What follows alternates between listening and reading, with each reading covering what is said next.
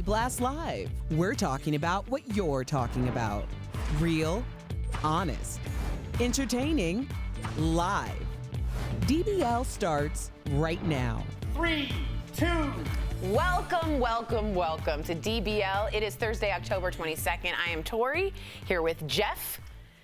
I got these. Just go for it. You've been complaining about it all morning. I don't know about these, but we're going to move on. Brandon joins us from home. How are you, Brandon? Life is good, feeling great. Great to be on the panel with you two, and I'm excited for this debate tonight. I know, we are all just talking about that. We're just hours away from tonight's final debate. Will you be watching? There's a lot on the line, especially given how the very first debate went completely off the rails. I'm guessing it's going to get pretty nasty again.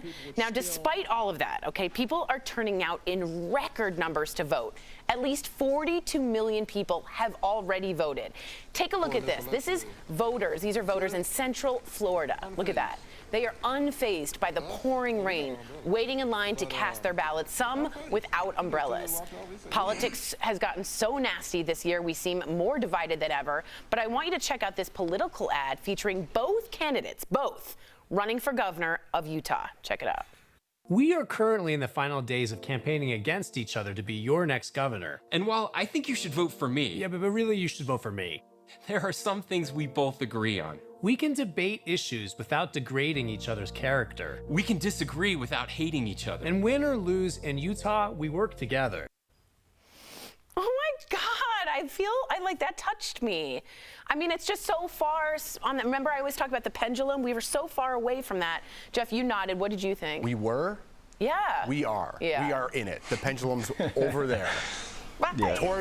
We're in Colorado, it's like in Maine somewhere. I don't know. But here's the thing. I don't understand politics for this exact reason. I love this message, right? It brings people together. Brandon, we both played football. If you knock me out of the playoffs, your team knocked me out of the playoffs, I'll shake your hand, I'll give you a hug after the game and say, hey man, go get him. I want you guys to take this thing home. And I want you to win it all. I don't understand the divisiveness in politics where it's like, either I win, and I mean, we all know how the rest plays out, right? Yeah, I don't understand it. It used to be called mudslinging. Now it's almost gotten like just so insulting that you can't even have a conversation. Brandon, what do you think about this ad bringing the two Utah governors, the candidates, together? I thought that's brilliant.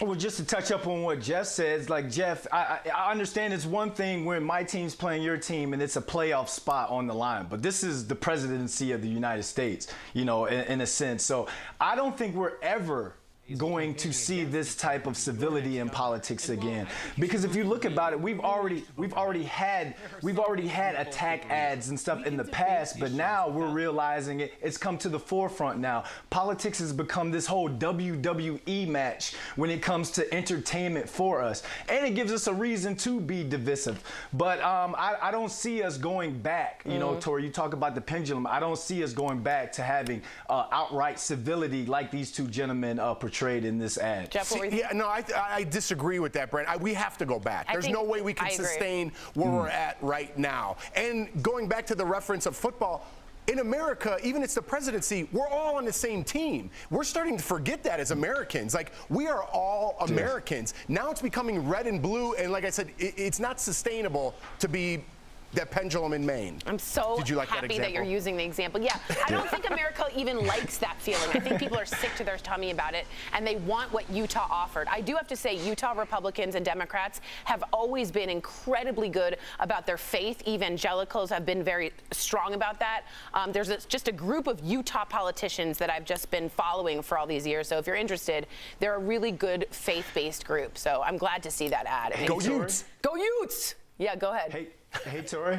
And really fast, and to our producers, can we play that video again of those voters standing in line in Florida? Yeah, because for sure. when you're looking at that, I'm looking at that older gentleman, that older black gentleman right there that doesn't have an umbrella. I would like to not only thank him, but a younger version of me would like to apologize as well. Because when you're talking about fighting a system, and then we're talking about voter suppression and what blacks and minorities have had to go through to not only obtain the right to vote, but to continue to vote and to do these things. Those excuses that I used to use back then in my late teens and 20s, I want to apologize to this man because he just showed what fighting the system really means. It's not going to be comfortable. It's not going to be convenient. But the man stood in line for however long he did during that inclement weather to be able to vote and to have his voice heard. So hopefully we can get this man on the show and talk to him. But I want to congratulate him and apologize at the same time. Well said, Brandon. Really well said. You may have heard this. This is sort of a stunning announcement yesterday that came out of nowhere. The Pope made an announcement. The head of the Catholic Church said that he now endorses same-sex civil unions. It was all part of an interview he did for a new documentary. Pope Francis also said that homosexual people have the right to be in a family, calling them, quote, children of God. I can't tell you what a flip-flop this is. He went on to say, you can't kick someone out of their family or make their life miserable for being gay. This, I cannot, again, I can't over tell you how huge this is and a big change for the Catholic Church. The Catholic Church has been fighting for years to prevent the legal recognition of same-sex unions. Jeff, you are a practicing Catholic. This is like a mountain erupting. Unprecedented. Unprecedented. That's the word you're looking for, right? Yeah, I said like 18 of them, yeah, sorry. Overly emphasized was another one you could have threw in there. I was just waiting for you. I wasn't on camera. Thank you. But yes, I know your point. I get what you're saying. The Catholic Church is very strict, and they have been for a very long time. They're very staunch in their ways, right? But these are the times. These are the times right now. We're in 2020. You have to change with the times. You can't be living in 1776. You see where I'm going with this? The Constitution. The government, yes, right. Yes. You have to change with the times, and I applaud the Catholic Church for doing this because we all are children of God. I've had this with my gay friends. I've talked about it with people that are very close to me, and we're both religious. I'm talking about one person, and I don't want to blast them out, but we've had this conversation, and I'm like, God loves you, and that's what he was worried about most. But does the Catholic Church, and I'm saying this as a Jewish woman from that perspective, owe an apology for creating so many families that have been broken up because of this doctrine? I mean, they were like, don't let them in your house, and now they're like, they all should be children of God. Should there be an apology? Well, you could strike them down for not apologizing, right. or you could say this is a great thing. So if you want to look at it as a great thing, it is. That is a great thing. If you want to say, hey, you should apologize and keep adding more things on, well, it's a good point. I'm going to look at the positive and say this is great because we all are children of God. If you're waiting for an apology, well, I don't know what to tell. No, I feel you. There's two ways of looking at it. I mean, I'm not saying he's not, but I think that's a negative way of looking at a great story. I think a lot of people had a hard time in their Catholic families. Brandon, what did you think about this? If you're gay, this is sort of like unbelievable for you as a Catholic. Yeah, because Tori, I mean, I've been open about my sister coming out, and luckily she's had the family. We have the family that we have to where we opened her with loving arms and all. Like, her telling us, revealing that she's gay is like something, oh, we shouldn't accept her or not. But I just think about those kids that were shunned from their families who went elsewhere looking for acceptance, maybe turned into going to monsters or going and turning tricks, or being on the street or whatever because their family shunned them because they came out as LGBTQ. So for those people, I would like to see their churches from back in the day, bring them back and have this open discussion, because now going forward there are going to be some family members who have someone come out and have questions on how to handle it. And I think that those people who went through it can help these families cope and go forward with love. It's interesting. It's a step forward, to say the Absolutely. least. Brandon, stick around. Coming up on DBL, 2 stars from the Fresh Prince of Bel-Air, Karen Parsons and Daphne Maxwell Reid. From their upcoming reunion to the drama over the years, they're talking about it all. Plus, oh yeah, we're talking about it. Sacha Baron Cohen is at it again. How did his character Borat trick former New York Mayor Rudy Giuliani? It ain't good, people. And we thank our colleagues working from home during the pandemic. We'll be right back.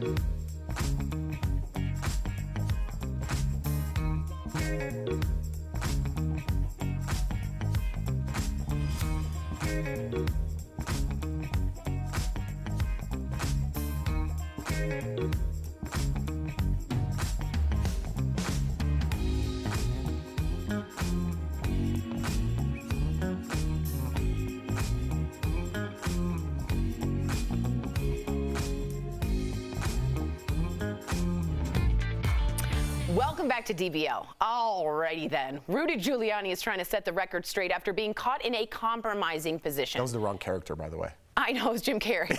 My bad. The president's personal lawyer makes an appearance in Sacha Baron Cohen's latest Borat film being released tomorrow. All right, in a still photo, let me describe what's going on here from the movie. Rudy is in a hotel room with Borat's daughter, a parent daughter, she's fake, of course, who is posing as a conservative TV reporter. He is seen lying down on the bed with what looks like his one hand down his pants. Now, Borat in drag then bursts into the room and says, "She's 15, she's too old for you." The actress is actually 24, I want to make that clear. After the photo went viral, Rudy went on Twitter writing, quote, "The Borat video is a complete fabrication. I was tucking in my shirt after taking off the recording equipment. At no time before, during, or after the interview was I ever inappropriate. If Sacha Baron Cohen implies otherwise, he's a stone cold liar." Rudy also said after he realized it was a setup, he did call the police. So again, Sacha Baron Cohen does it. Whatever happened, Rudy didn't know he was in a Borat film, and he got caught in what seems to be a very uncomfortable position. At some point, massage was brought up. This is all alleged about what's going on, but it didn't look good, him reclining like that with what was going on with that young girl, who he knew at the time what he thought was 15 years old. Brandon, Jeff? I was going to say he looks very comfortable. Yeah. Maybe compromising was the word you were looking for there. Very uncomfortable. Yeah. But here's the thing. We have to see the video. I don't trust the still photo anymore. I'm not picking sides here, but I just don't want to look at this photo and jump to conclusions on what's going on, even though it's a Borat film. I think I might know what's going on. I'm all, for fun and things like this. But Rudy Giuliani, man, talk about a fall from grace. I was just going to say. He was so beloved by the people of New York. And, listen, all these mafia stories, they're idolized. The mafia people are not good people, right? They're bad people. He cleaned out that city. He brought it back to what the dream of New York City was. He was the American and he was mayor. the hope. He was the hope for the country. And now he's a joke. And that fall from greatness is kind of sad in a way. It absolutely is. Brandon, what is your take when you saw this real quick?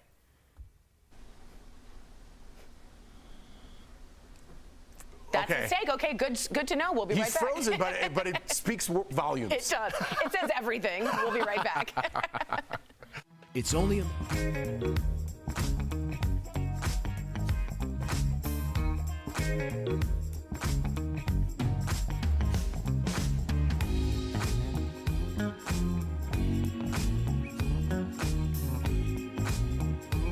You call Call CarShield today. CarShield is the #1 auto protection company in the country. I like CarShield because they were reliable, they were affordable, and they were trustworthy. I think everybody should have CarShield. Once your manufacturer's warranty is expired, there's just no big bills. We needed repairs. CarShield was there for us. Now it's your turn to get the peace of mind that comes with having CarShield, so you can worry less.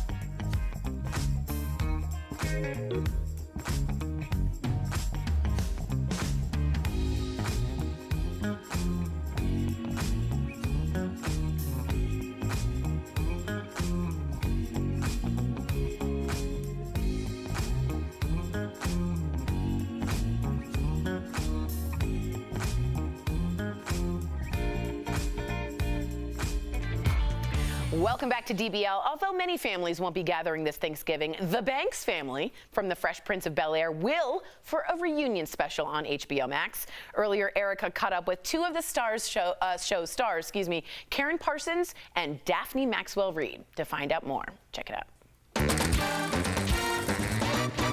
Karen Parsons and Daphne Maxwell Reid, welcome to DBL. I have to ask, what was it like coming together again as the Banks family for the HBO Max reunion special? For all of us to come together, the entire group, the way that we did was really special, and it affected me very, very deeply. I think I was surprised by how emotional all of it was. I agree, and it was lovely to see everybody all in one place. Well, you know, we'd obviously be remiss not to mention James Avery, who of course famously played Uncle Phil, passing away in 2013. So obviously he was very much missed. What were your fondest memories of James Avery? I love you, Uncle Phil. I have something special. He was like a second husband to me on lots of occasions. I borrowed him from his wife.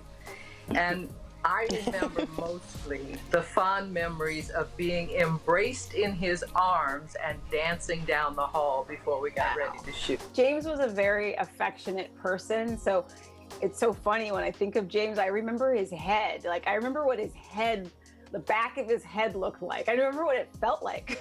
I remember his hands so well, because, you know, we were always hugging and jumping on people, on each other, and you know, we were all very, I think, a very affectionate group, and James definitely was. Wow, that's amazing that you guys were so much of a family, you know, offset as you were on set. And I think as fans, we also have our memories, you know, watching at home and our interpretations of our memories. And one of those fans is filmmaker Morgan Cooper, who is now doing a reimagined dramatic version, a short film called Bel-Air, and working with Will Smith. What do you think of this project?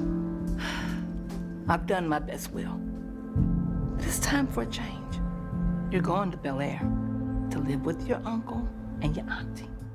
I think that's amazing. I remember when it went viral, I remember seeing it and going, okay, this is, not only is this a unique vision, but the commitment to it, I mean, there's real commitment. Like, you felt like it really was a show that already existed or a film that already existed. I can't say I was totally surprised, ultimately, because I could see why that would be something that would be really exciting to Will. Like, this is a fresh way, no pun intended, a really fresh way of looking at the show, you know?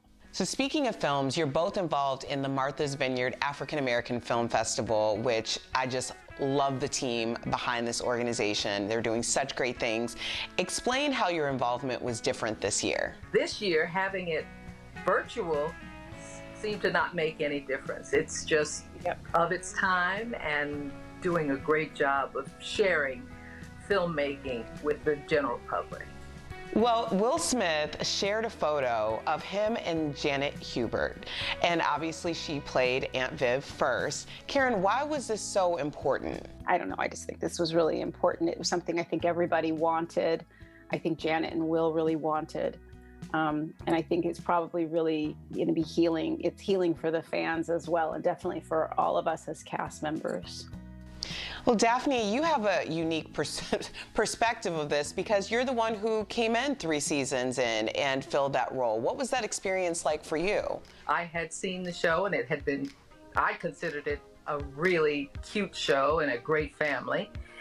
And I didn't know her, and I had nothing to do with why she left or where she went or whatever. So when I got there, it was starting fresh, and they welcomed me with open arms, and we continue to have a really good show. I am just so appreciative of this incredible insight that we have going into the HBO Max Fresh Prince of Bel-Air reunion special, and we are all looking forward to it. So thank you both. We'll be right back. Thank you for having us.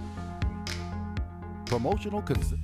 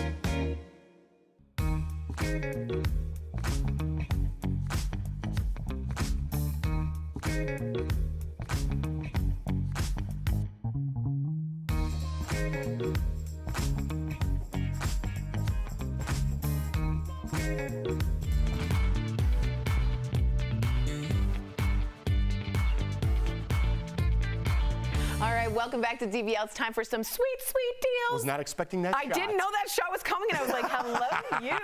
Steph showed me some amazing products earlier at even better prices. Here's this week's amazing DBL Deal Blast presented by MorningSave.com.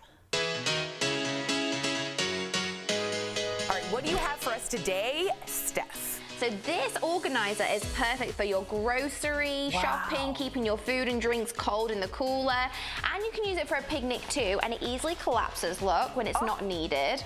Now, normally this is $49, but we've got it for $24, saving our viewers 51%. I've got something that you should never ever leave the house without. It is the 3-pack Halo Shine power bank flashlight. So you'll never be low on power. It's got 15 hours of additional battery, and it's also got a USB port just here. So you can charge your phone and more on the go. Now, normally this is $90, but we've got it for $18, saving 80%. So this is the Richards Homeware Personal Hairstyling Storage Chest. So it's going to help you keep everything tidy, get rid of clutter. So you can put in it things like your blow dryer, hairspray, combs. So normally this is $70. We've got it for $29, which means you're saving 59%. Last, we've got the perfect thing to make grooming on the go super convenient and easy. This is the 2-pack Pop Sonic precision hair trimmer with a guard attachment. It's gentle and it comes with a cutting guide for your eyebrows, and it comes with lots of little handy brushes that you can clean the blades with. Now, normally this is $60, but we've got it for $15, which means our viewers will save 75%. Wow, I'm like losing my paycheck to this stuff today. All right, I'm gonna go get everything. Head on over to morningsave.com to snag these amazing deals at the lowest prices. You can even visit morningsave.com on your smartphone. Thank you so much, Steph. All right, well, we do want to bring up Singing Mary says, I'm Catholic, and I agree, Jeff, let's all move forward. I want to look towards the positive as well. BH Brady 1 saying, it's a very positive thing. It is, and I don't mean to discount anyone's feelings about that, but I just like, in today's day and age, I just like to look at the W. You know what I mean? But I understand people's feelings. They're still hurt by the church. There you go. Good combo. That's why you come here. We'll see you same time, same place tomorrow. Bye, guys.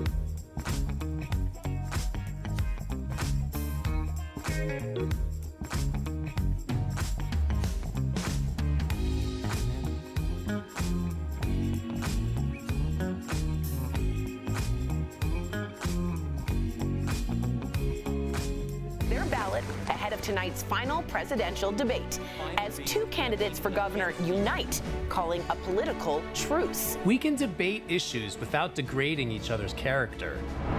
A mom missing for 12 days in Zion National Park is found alive. Why a Utah sheriff sergeant says her story just doesn't add up. Matthew McConaughey makes some big revelations in his new book. From blackmail to being sexually abused as a teen, nothing was off limits. And age is nothing but a number for Brooke Shields and Melanie Griffith. How they're embracing 55 and 63 by showing a little skin. Real, honest, entertaining, live. DBL starts right now. Welcome to DBL. It is Thursday, Friday Junior. According to Jeff, October 22nd. I am Sam here with Jeff. Erica joining us from home. E, how you doing? I'm feeling good on this Friday, Junior. Thanks for asking. Y'all look great. Thank you. You do too, girl. In fact, we both got some tweed going on. Oh, hey. Okay. You were waiting for that. I was waiting to show it off. I'm really excited about my good. skirt that I got for $40, by the way. Even better. I know. I'm proud of it. Okay, so we are just hours away from tonight's final presidential debate. Will you guys be watching? I would only imagine, right? There is a lot on the line, especially given how the first debate went completely off the rails. I'm guessing it's going to get pretty nasty again. I hope not, but many speculate that it will. Despite all that, people are turning out in record numbers to vote. Get this, at least 42 million people have already voted. So take a look at these voters in Central Florida, unfazed by the pouring rain, waiting in line to cast their ballots, some without umbrellas, as you can see. So politics has gotten so nasty this year. We seem more divided than ever. We've been talking about that on the show, but I want you to check out this political ad featuring both candidates running for governor of Utah. Check out the difference. We are currently in the final days of campaigning against each other to be your next governor. And while I think you should vote for me, Yeah, but really you should vote for me. there are some things we both agree on. We can debate issues without degrading each other's character. We can disagree without hating each other. And win or lose in Utah, we work together. Wow. Now, Erica, do you think we can get back to that type of civility in politics, or are the issues so polarizing because they really do have to do with a lot of people's rights that only, in your opinion, does it or does it not lead to more divisiveness? The stakes are higher. You know, I certainly would hope that we could get to a more civil place when it comes to politics, because we always act like there's a winner and a loser, and then the loser gets cast off into like oblivion, like they don't still live here. Like they live here too, and the tide can turn after each term is over. So we need to act like we're all still going to be here regardless of what the outcome is. And I think when you have two people who are sitting down talking about what they agree on and what they disagree on, that's just it. I mean, you can disagree and still, you know, be okay with someone. It's not okay in my book to oppress someone and then still be okay. Yeah, I think we're going to come back to some sort of civility, you know, quote unquote, because right now things are just so far off the pendulum's map, right? We're so divisive, whether it be on social media, whether it be in our politics, whether it be the people running for president right now. We need to get back to some sort of sportsmanship, being a good neighbor. You know, even the loser ends up probably in some sort of politics anyway. So they're still part of our future. I don't understand why it's like I'm all in on red, and if you're not with me, you're against me and you're the enemy. Like we're going to go back to some sort of civil war. I mean, that's what this would ultimately lead to. I don't think it's going to get there. I think we're going to come back. The pendulum's going to swing back the other way, but we need to take an example from these two great men. I agree, and I also think too, when you are so staunch in your opinion, you get rid of any type of conversation, and that's how you learn, that's how you evolve, that's how you become more tolerant, is when you have conversations. That's what this show is all about. Right. That's what we do on this show. I think it's important, Sam. Yes. Yeah, I'm sorry, I don't want to interrupt you. I just I think it is important to say there are true reasons why people are 100%. This is the only way that I can live and survive, because we're talking about social justice issues. We're talking about equity and equality. We're talking about human rights violations. If that is up for debate, then that's a problem. So we're not just talking about policies and, you know, if our taxes should go up or, you know, our real estate taxes should go up or not. that might come down to something that's fiscal and without anything to do with who the person actually is. But when you're talking about oppression. Of course. But here's the thing, though, and this is where I'm going to push back. I agree with you, but if someone is so staunch, how are they supposed to change the mind of their fellow constituents to somehow become a better ally or somehow become an ally to, hence, in the long term, save more lives? So I don't think that, I think it's counterproductive to be super staunch, because then you don't get the opportunity to actually be empathetic and help guide someone to also be empathetic. Does that make sense? But the truth is, and I agree, I totally agree with what you're saying, but there are people who are committed to never changing their minds about the oppression of others. And those are people that you can't have a conversation with because there isn't empathy involved. And that's why people are so staunch in, I am going to make sure that my civil liberties and rights are protected along with my allies, but I'm not having conversations with people who are committed to misunderstanding anything I'm about, who I am, or what I say. Yeah, that's exhausting. I agree. That's a waste of energy. Okay, so a quick reminder. Tonight after the big debate, oh yeah, our very own Tori and Al are hosting a post-debate analysis on Instagram Live. So be sure to go check out our Instagram page after the debate, okay? So you may have heard the Pope's stunning announcement yesterday. The head of the Catholic Church said that he now endorses same-sex civil unions. It was all part of an interview he did for a new documentary. Pope Francis also said that homosexual people have the right to be in a family, calling them children of God. He went on to say, you can't kick someone out of a family or make their life miserable for being gay. So this is a huge change for the Catholic Church, right? Which has been fighting for years to prevent legal recognition of same-sex unions. What do you make the change? Too little, too late? Or hey, big step forward? Big step forward. You know, I want to look at the positive in this, right? It should have been changed decades ago, but it wasn't. It is changed now, and I'm glad. Staunch in their ways was a term you used earlier. The Catholic Church is staunch in their ways for hundreds of thousands of years. For them to make this change is a huge step. And I understand people still like, well, listen, I didn't feel this way when I was a kid. I felt left out. Listen, I'm not trying to tell anybody how they feel or how they should feel. I'm looking at what this means and what this is for the Catholic Church. I think we need to amend some of our own government laws that were made in 1776. Times change. People need to change. Amendments need to change. We are all children of God, especially under whatever religion you are. Nobody should be segregated from that. You should all feel that love. Amen. Erica. I think obviously this is a huge step forward, but it's also going to create some interesting conversations with people who have been kicked out of their homes, disowned by their families. A lot of people are going to have a reckoning on if it really is about the religion or if they're truly homophobic. And I hope that people take some time and do some inner searching within themselves in order to figure out where they should be and who they are. Yeah, Erica, I totally agree with you. And I also think that there's going to be, listen, Jeff, you said it best. Let's focus on the positive. But it can't be so simple, and I'm not saying that was your point. There needs to be some sort of follow-up, so to speak. The church needs to make reparations, they need to extend an olive branch, because I know so many of my dear friends that were abandoned by their church, hence also abandoned by their families for being LGBTQ, which led to them either living on the street, selling drugs, doing what they had to do because they're a teenager with no resources possible. So they have a disdain for the church. Not all of them. I also have friends that are LGBTQ, and they have a great relationship with the church. But I want to see that bridge built again, so to speak. So kudos to the Pope. I do think that the Catholic faith, as well as Christianity, are going to have to do some sort of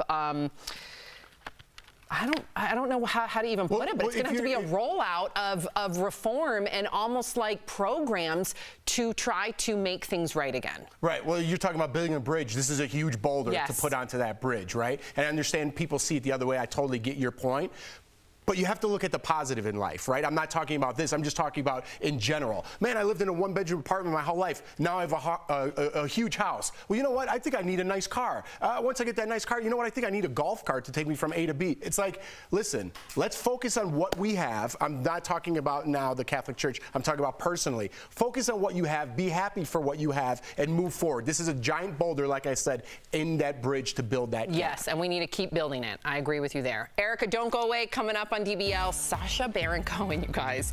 Well, he at it again. How did his character Borat trick former New York Mayor Rudy Giuliani? You know we're going to tell you. Plus, a missing mom captivated the country with her harrowing story. She's been found. So why do the authorities think her story doesn't add up? And we want to, of course, thank our colleagues working from home. What was that during the pandemic? I'll save it for the next thing. Wow. I was pointing at a picture, but I was like, you'll see when you come back. Okay. When we come back. Good tease. See you.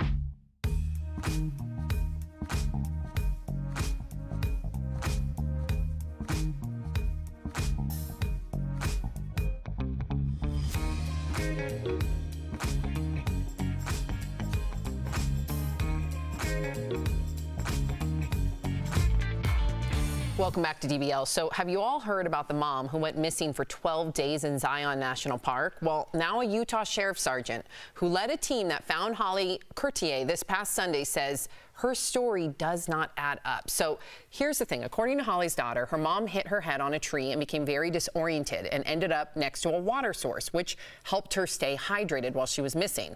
She said Holly was too weak to walk, but a step or two. Too weak to walk a step or two, but now the sergeant is questioning the story. First, he says the river was, number one, too toxic with bacteria to drink. He also said that Holly left on her own and did not need any sort of medical transportation, meaning there was no significant head injury. So Holly's family set up this GoFundMe to help with finding her and for her care. They have now since raised over $12,000. Erica, what do you make of this? Do you believe that this was a ploy to raise money, or do you believe the mom's story? Ooh, man. I mean, it's a weird thing to be like, I hope she was lost and hit her head. But in a way, I'm like, I hope she's telling the truth, because all of the resources and first responders and all the people who volunteered, like, in order to scam people would just be like next level atrocious. But at the same time, I mean, I'm glad the woman's okay. I don't know. I wasn't there. This is hard. Jeff?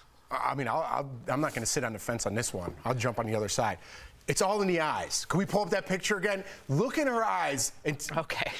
Okay, the other one's better. That one's not so much. Let's pull the other one up. The one that's circulating in the media. Right there, look at what's up. I'm a little nervous. Listen, I don't mean to make fun. I'm not judging people's character. I'm saying there's something in the eyes. There's something vacant.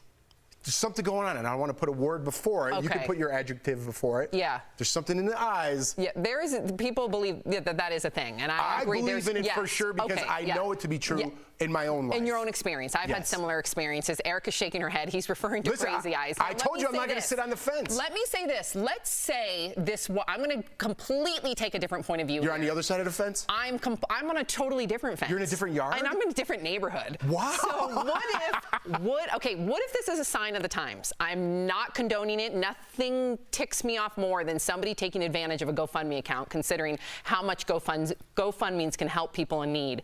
But considering if we look at her backstory and we see, like so many Americans today, they are struggling to pay bills, they are not able to pay their mortgage, they are unemployed. I mean, come on, we've had one $1,200 stimulus check, in comparison to other countries, considering everything that everybody's going through for this pandemic. What if this was a last-second ploy in order to keep food on their table? I'd rather they would have been honest and say, we're about to lose our home, but a lot of Americans are going through that again. Again, I'm not condoning it, but hey, you're right. Could be, you are in a different neighborhood. Okay. That was a stretch. Listen. What do you think? She's Timothy. What's that little guy's name from the Toy Story? From me, Tiny Tim. Oh yeah. What do you think? That's her ma? I thought you were like Oliver. She made up this whole big thing. Yeah. Please, Oliver. sir, I want some more. Isn't that Tiny Tim? I'm thinking of Oliver. Never before has a boy wanted more. Oliver. Who's Tiny Tim? Tiny Tim. He needed bread too. Okay, now you're in a completely different district. Well, you're in a different county. Listen, that's what we're talking about in my neighborhood. You're in your a different neighborhood. county. You're like, no, you're out of state, bro. Coming up with wow. Coming up, Matthew McConaughey makes some startling revelations from his childhood in a tell-all new memoir. And next, our medical expert, Dr. Payal Kohli, is back to tackle the latest COVID headlines. Don't miss it. Tomorrow on from RuPaul's Drag Race to a shining star on Broadway, it's Peppermint. How she stood out in a sea of queens and rose above the drama. I knew, I was like, RuPaul is trying to sabotage my game. Like, I would have this whole thing going on. That's tomorrow on DBL. It's only a matter of time until your check-in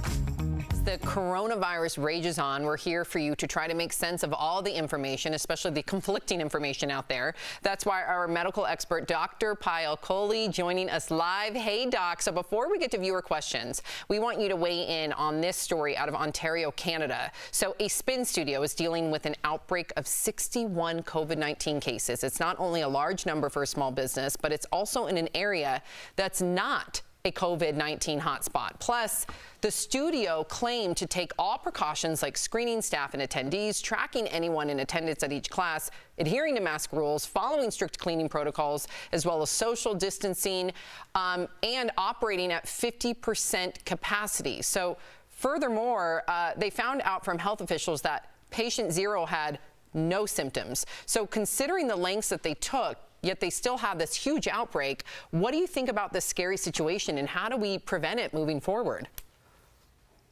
Yeah, this is a great example that even if we do everything right, this virus can still outsmart us because it can present without any symptoms. So one thing I will say that I think they didn't do right was they took off their masks. So they were in an indoor space, even though they were physically distancing, they took off their masks during an exercise class, which we know generates a lot of droplets and a lot of aerosols. We also don't exactly know about their ventilation system, whether they had air filters in place or not. So I think this teaches us a lot of important lessons about how the virus is really staying one step ahead of us, and we really have to try to figure out how to outsmart it. So my takeaway from this, Sam and Jeff, is, you know, as the winter comes, we think about we're going to be exercising indoors. I would say if you're going to a gym, then definitely keep your mask on and wear eye protection as well if you can while you're at the gym. But preferably you should exercise at home. And that's what I'm going to do with my Zumba moves and my YouTube channel. Zumba, yes. Zumba moves. Nice. I love it. Doc, with cases going up all around the world and hearing a story like that, what's your advice? You kind of touched on this for winter when we'll be spending all of our time back inside. You mentioned the gym. How about like restaurants? Because I feel comfortable staying outside at restaurants. Now there won't be an outside because it's winter. What advice would you give on that?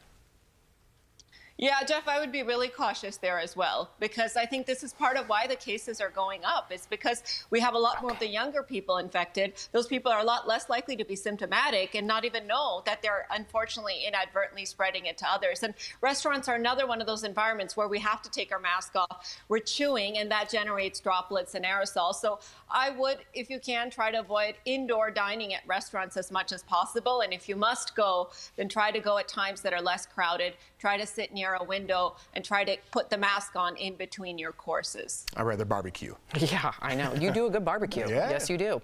Okay, so we have some viewer questions. Let's get to Jose. He asks, Dr. Kohli, I'm really struggling with COVID fatigue. I know the virus is serious, but how can I stay motivated when honestly I am over it? So we've gotten a lot of those comments actually, Doctor. Yeah, you know, Jose, I'm right there with you. I'm feeling really tired and unmotivated as well. But when I feel like that, I remind myself of a few things. The first is we are going to win this. We are winning this. You know, we've made a tremendous advances with treatments, with testing, with diagnosis. You know, and we just have to remember to keep telling ourselves that. The second is that the end is looming on the horizon. This is almost over. So we're not a few weeks away from the end. We're actually several months away. But as soon as those vaccines become available, we will get through this. And then finally, I remind myself every time I put on that mask, I save a life. And that's what keeps me from wearing that all the time for several hours every day. Yeah, I like that positive message at the end. I know. She's fantastic. We appreciate you, Doctor. We'll be right back. Consideration is brought to you by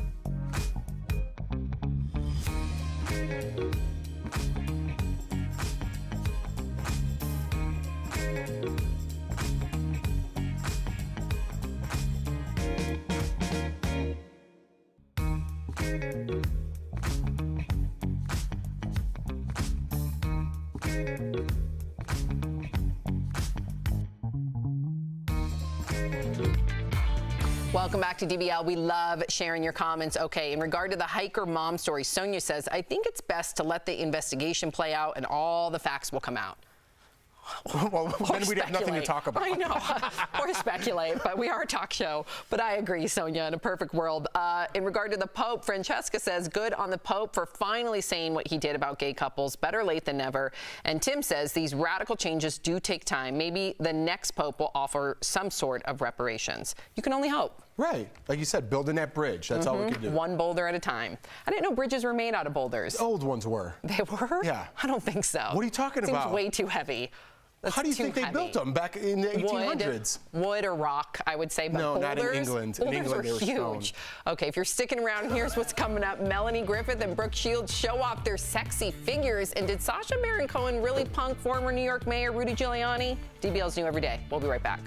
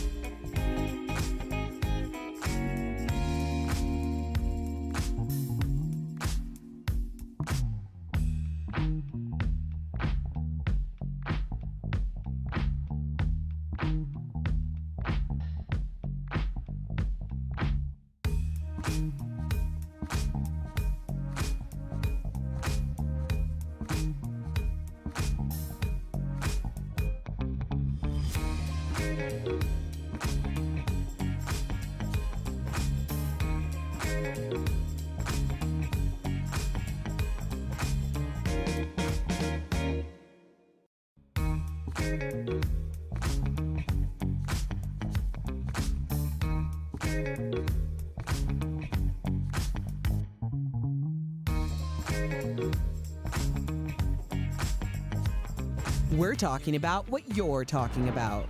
Real, honest, entertaining, live.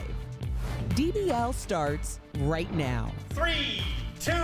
Welcome to DBL. I am Sam here with Jeff. Erica joining us from home. Let's get right to it because a lot of you have an opinion on this next story. Yep, Rudy Giuliani is trying to set the record straight after being caught in a compromising position. President Trump's personal lawyer makes an appearance in Sacha Baron Cohen's latest Borat film that will be released tomorrow.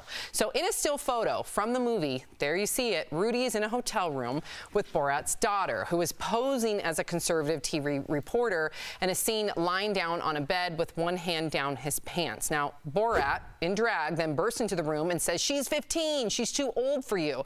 The actress, by the way, is actually 24. After the photo went viral, Rudy went on Twitter writing, quote, "The Borat video is a complete fabrication. I was tucking in my shirt after taking off the recording equipment. At no time before, during, or after the interview was I ever inappropriate. If Sacha Baron Cohen implies otherwise, he is a stone-cold liar." Rudy also said after he realized it was a setup that he did call the police. Whoa. Erica, what do you make of this? Do you believe his explanation, Rudy's explanation? I think compromising position is the name of Rudy Giuliani's autobiography. This is a place that he's used to being. I mean, we mic and de-mic all the time. I've never had to lay on a bed, and go down my pants. I don't get it. I don't get it. All right, well, listen, I don't want to judge a book by its cover. We'll see when the movie comes out tomorrow how that all plays out. They'll show the whole thing. I want to talk about Rudy Giuliani for a second, about what a hero he was to New York City back in the 80s and 90s and after 9/11, how people looked up to him. I thought he was going to make a presidential run at some point, and I wonder how much of his downfall now, people look at him and laugh at him in videos like this, are his connections to President Trump. Yeah, listen, I'm never going to take away what he did in the 90s and then after 9/11, right? Rudy Giuliani did a fantastic job uniting the city at that point. But I'm with Erica here. I mic myself every single day. I've never once had to lie down and put my hands in my pants. And if you look at the full write-up, now I have not seen the movie and I want to clarify that, but if you look at the full write-up in regard to what happened, there is a play-by-play. According to the people that were on set, they claim that this young actress who pretended to be a teenager, who was a reporter, said, "Why don't we take this in the bedroom?" And then he followed her into the bedroom, and that's where he laid down. There's some talks about massage and some intimacy. If that's all true, then I think people will see things a lot differently, even though it's a setup. I mean, I don't care if it's a setup. You look at remember Chris Hansen or Chris To Catch a Predator? That was always a setup, right? So at the end of the day, if you expose something, some predatorial behavior, especially if you know that this is a young girl, then I guess we'll just have to wait and see, but it doesn't look good, in my opinion, for Rudy Giuliani here. It really doesn't. It paints a very bad picture. Right. I just wonder where his downfall was. I wanted to pose that question. Had he been Biden's lawyer, would they have done this video in the first place? That's a great point. That's a really great point. I don't know. Okay, so Matthew McConaughey reveals some pretty shocking details about his childhood. In his new memoir, Green Lights, Matthew says he was knocked unconscious in the back of a van and molested by a man when he was 18. He also reveals that at age 15, he was blackmailed into having sex for the first time. He also claims his father whipped him for putting on a fake Cracker Jack tattoo. Now, despite his past traumas and rough upbringing, Matthew says he never felt like a victim and says he always knew he wanted to be a father. Wow, Erica, this is a lot. A lot of people look at Matthew McConaughey and they think that he's this easygoing, and I'm sure he is an easygoing guy, but they don't imagine that he had to go through so much trauma in order to get to where he is today. Well, I mean, he's seemingly very well adjusted, but I do want to clarify when people say, "I'm not a victim, I don't want to be a victim." No one wants to be a victim and seen as a victim. Most people don't. I do think that we have to give men and boys space in order to come forward and say that they were victimized. And I think that's the reason why so many, especially men, are more prone to say, or not say anything at all, or when it comes out that they weren't a victim. But the truth is, you were compromised when you didn't have the ability to consent, and that means you were victimized. And we need to say that because so many young boys and men are out there being victimized and don't have the space to say it. So I think it's important that we say it's okay to come forward and give that space. Well, I love Matthew McConaughey, first of all. If you don't know, not because he's an actor, but who he is as a person. He's very inspirational. He's a born leader, and every time he talks, it inspires me. So it's no doubt that he went through this pain and turned it into a positive, right? Some of the strongest people in the world have been through the worst things, and they appreciate life a little bit more. Let me tell you a quick story about motivation and positivity, because I know I bore everybody with these, but it's how you look at life, right? You could be a victim of your own circumstance and pity yourself, or you could choose the other route. There was this father who was an alcoholic and beat up his mother and beat up these two boys, and they were twin boys. You couldn't get closer in DNA, right? They're the exact same person, a mirror image of their father. One became their father. He beat up his wife. He drank. He became an alcoholic. And guess what the other one became? The exact opposite? The exact opposite, because he didn't want to be that. All the examples that his father gave him was his path in life that said, I don't want to be that. I'm going to be the exact opposite. But it's what path you choose. If you want to be a victim of your circumstance, or if you want to get through that. Now, I'm not saying, listen, I've had a very cushy life, but there are things you have to get through in life, and everyone has a different struggle. It's how you get past those struggles make you the person you become. Interesting. Wow. Yeah, that's quite the story. Okay, so Brooke Shields wants all women over 50 to know they are far from being done. Those are her words, done. In an interview with People magazine, the 55-year-old said her teenage daughters often called her out for wearing baggy bathing suits, but now she's getting more comfortable with showing off her body. Just check her out. And you guys, that's Melanie Griffith. Yep, she's also proving age is just a number. The 63-year-old posed in this pink underwear set in honor of Breast Cancer Awareness Month. The actress is a breast cancer survivor and also had skin cancer on her nose. Erica, what do you think about being body confident at any age? They look fantastic. I'm inspired by them.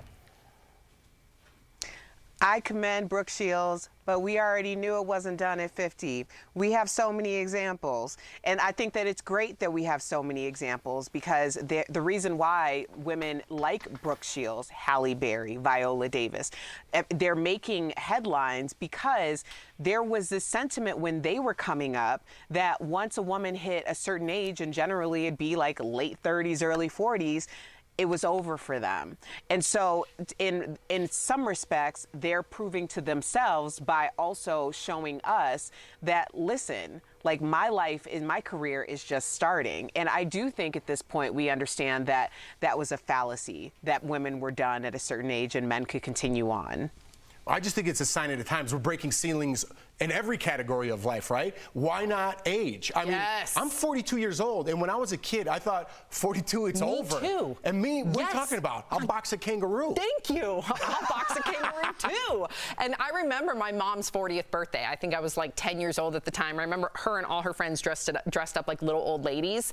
And I just remember, oh my gosh, my mom's so old. Well, I just turned 40. I feel fantastic.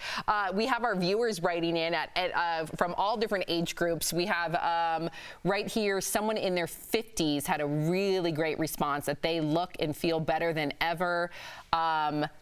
And then we have Jen, you go, Melanie G, Brooke 2, I'm feeling and rocking it at 60. So there you have it. I love it. I love every bit of it. And someone just wrote in too that they really appreciate your positivity. So it is a girl for Kansas City Chiefs quarterback Patrick Mahomes and his fiance. The couple recently posted their gender reveal on Instagram.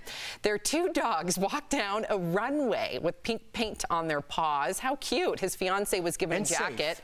Yup. With a pink baby mama written on the back, and they popped pink confetti out of little cannons safely. The two have been dating since high school. What a cutie. Those are cute. I mean, I love like a sweet high school story. Steve, shout out to you and your wife. We were just talking. Steve, our engineer, sound guy. They've been high school sweethearts. We were just talking before the show. What? I didn't know that. Oh. There you go. Look, he just pressed the button for himself. You should push the button for yourself. Absolutely. Erica, do you think that we're fatigued, even though this is a safe version of gender reveal? Are we fatigued by it, especially when it's so gender specific with the colors? Listen, getting pregnant, having a baby, like it's all a miracle. So although people, there are going to be the people that are like, everybody has a baby, and obviously we wouldn't be here if they didn't. But I do think that it's a time to celebrate. However you choose to do that, as long as you're not starting forest fires and burning things down, I think it's fine. Yeah, whatever makes that mom and dad happy, or mom and mom, whatever makes those parent or dad and dad parents happy. Absolutely. And shout out to my parents. They were high school sweethearts as well. Really? Yeah. Really? Do you know They how just my celebrated dad? their 50th anniversary. Congratulations! Before we go, do you know how my dad asked out my mom? How? Do you want to? He said he went up to. Because I was so excited about it. Yeah, he said so. He went up to my mom, and he had been kind of like following my mom for quite some time. He went up to my mom there in college, and he said, "So Heidi, do you like chicken?" And she said, "Yeah." And he said, "Grab a wing." It's a true story. That's great. Really? I think it's awesome. I don't know. If I was single, I'd be using that. She grabbed it, the wing. We'll be right back. She sure did.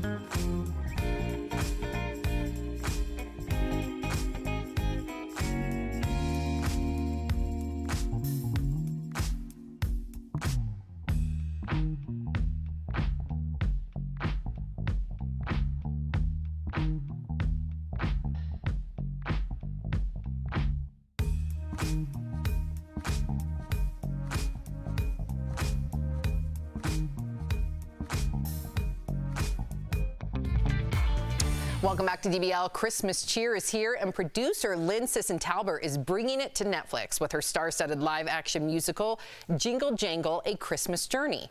Lindsay spoke with Lynn earlier in today's DBL Spotlight. My friend Lynn Sisson-Talbert, welcome to DBL. Thank you. Happy to be here. Now, after the year that we've all had, I'm so excited about some Christmas cheer. How is this Christmas movie and the actors a little different than all the Christmas movies that we've seen in the past? Well, first of all, yes, after the year we've had, we need some joy in our lives right now. So I'm so grateful to be able to bring at least a couple of hours of joy to the households of the world. And it's different because it's not your typical Christmas movie. Once upon a time lived the greatest inventor that ever there was. It's more of just this magical family story. It's about family, it's about forgiveness, it's about second chances, and on top of that, you get to see some amazing visual effects and special effects and singing, dancing, and fantastic actors, comedy, you name it. We've kind of checked all boxes here. Now, you have some legendary names attached to this project. You have Felicia Rashad, John Legend, Forrest Whitaker, Ricky Martin. Tell me some stories from the set, please. Felicia Rashad, first of all, the mother of all mothers, epitome of elegance and excellence. Forrest Whitaker, oh my, Oscar winner. Ricky Martin, Keegan, Michael Key. Keegan is always just making everyone laugh on set. So he's insane, so much fun, so talented. And when you see him sing and do this choreographed moment in the movie, you're gonna lose your mind. Now, I have to ask you, as a Black woman in film production, which we know is a male-dominated industry, did you feel throughout your journey that you had to work twice as hard to get where you are? I do feel that, just because you have to be cognizant of how you're getting your voice across and making sure you're heard. In this business, we have to be tough. You have to have tough skin. And I've seen, like, even some of my colleagues, they're very, strong-minded, amazing, intelligent women, and very hard, because of having to have that tough exterior. And I've learned for myself, like, that's not really me. I feel like I can be fun-loving and be myself, but then also, like, get down to business. And that's worked for me, but I certainly understand, because you get a lot of bumps and bruises along the way. Now, one positive thing we're seeing is a trend that more and more kids' movies have a lead character that's a person of color, which I love. So what message do you hope to send when kids finally see in your movie that the lead character is a young Black girl? Oh my gosh, the main thing is, this film, we did it for our son, Elias. I grew up watching Mary Poppins and Chitty Chitty Bang Bang, and I didn't see images that looked like me or my family. And I think that would have helped me and helped my self-esteem growing up. And that's the purpose of this. I want my son Elias to see this film and feel like, wow, I could be an inventor too, or I can do this, and wow, he kind of looks like me. And so I think representation is very important, especially for little Black boys and Black girls across the world, because we want to be those things that we see. Well, our DBL audience can catch Jingle Jangle, A Christmas Journey out on Netflix on November 13th. Thank you so much for joining me, Lynn. I'm a huge fan of yours and everything you have going on. Thank you, Lindsay. I appreciate you for having me, and you just keep doing your thing. I'm so proud of you. Thank you. We'll be right back. We all know that movement is like medicine.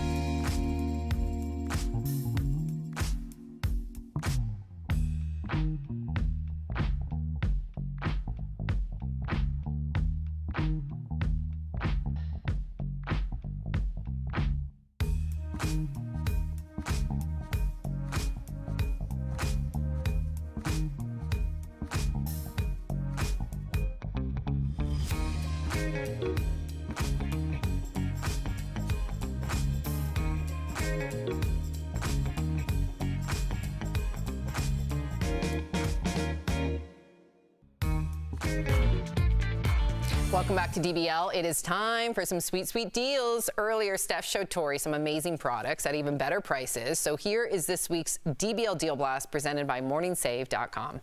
All right, what do you have for us today, Steph?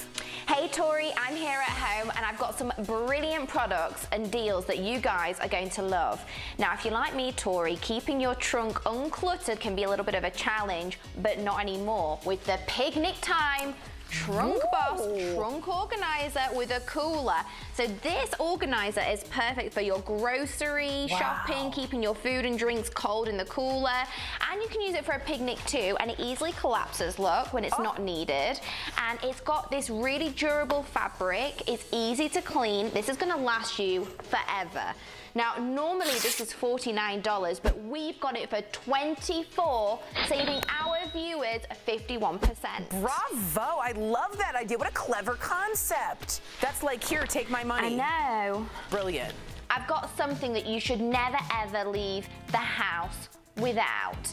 It is the 3-pack Halo Shine Power Bank flashlight. So you'll never be low on power. It's got 15 hours of additional battery, and it's also got a USB port just here. So you can charge your phone and more on the go. And it's got this little flashlight look, and it fits seamlessly in your purse and bag, and it comes in this amazing gunmetal grey colour or black. Now, normally this is $90, but we've got it for $18, saving 80%. Kind of looks like a lipstick. I love that they're kind of like making it compact. I like that. It's going to keep you very safe, so I I'm like a big that fan idea. of this one. Bravo. Okay, next up, Tori. When I'm styling my hair, I've got a million products and tools, and I always seem to run out of counter space, but this is the ideal solution. So this is the Richards Homeware Personal Hair Styling Storage Chest. So it's gonna help you keep everything tidy, get rid of clutter, so you can put in it things like your blow dryer, hairspray, combs, and you know what? It's made out of solid wood. Wow. So it's made to last, and it's going to go with any decor. So normally this is $70. We've got it for $29, which means you're saving 59%. I think that's going to be my purchase of the week, to be super honest. I have wires and like everything hanging everywhere, and this will look so much cleaner. I really like that product. This is a good one. This is really good, especially if you're like me, you've got stuff everywhere. Yes, that is no, my I life. love that. Last, we've got the perfect thing to make grooming on the go super convenient and easy. This is the 2-pack Pop Sonic precision hair trimmer with a guard attachment. So you can use this to trim like your nose hair, ear hair, any other, like, you know, peach fuzz on your face. A lot of girls get that to keep their makeup nice and smooth. It's gentle, and it comes with a cutting guide for your eyebrows, and it comes with lots of little handy brushes that you can clean the blades with. Now, normally this is $60. But we've got it for $15, which means our viewers will save 75%. Brilliant. Now, if you actually do ever go and get dermaplaning or anything like that, that's having this at home and on hand is considerably cheaper. Much cheaper. I have peach fuzz like an alpaca. I would really need something that isn't flimsy, and that's a great price because I don't want to dermaplane every month. That's great. No, it's expensive. It's expensive, and this is a little tool you can keep at home. You can do it yourself. Brilliant. It's safe, it's lightweight, and it comes with a guide. So, I mean, it's ideal. This is brilliant. Amazing. Wow, I'm like losing my paycheck to this stuff today. All right, I'm gonna go get everything. Head on over to morningsave.com to snag these amazing deals at the lowest prices. You can even visit morningsave.com on your smartphone. Thank you so much, Steph. We'll be right back. Promotional consideration.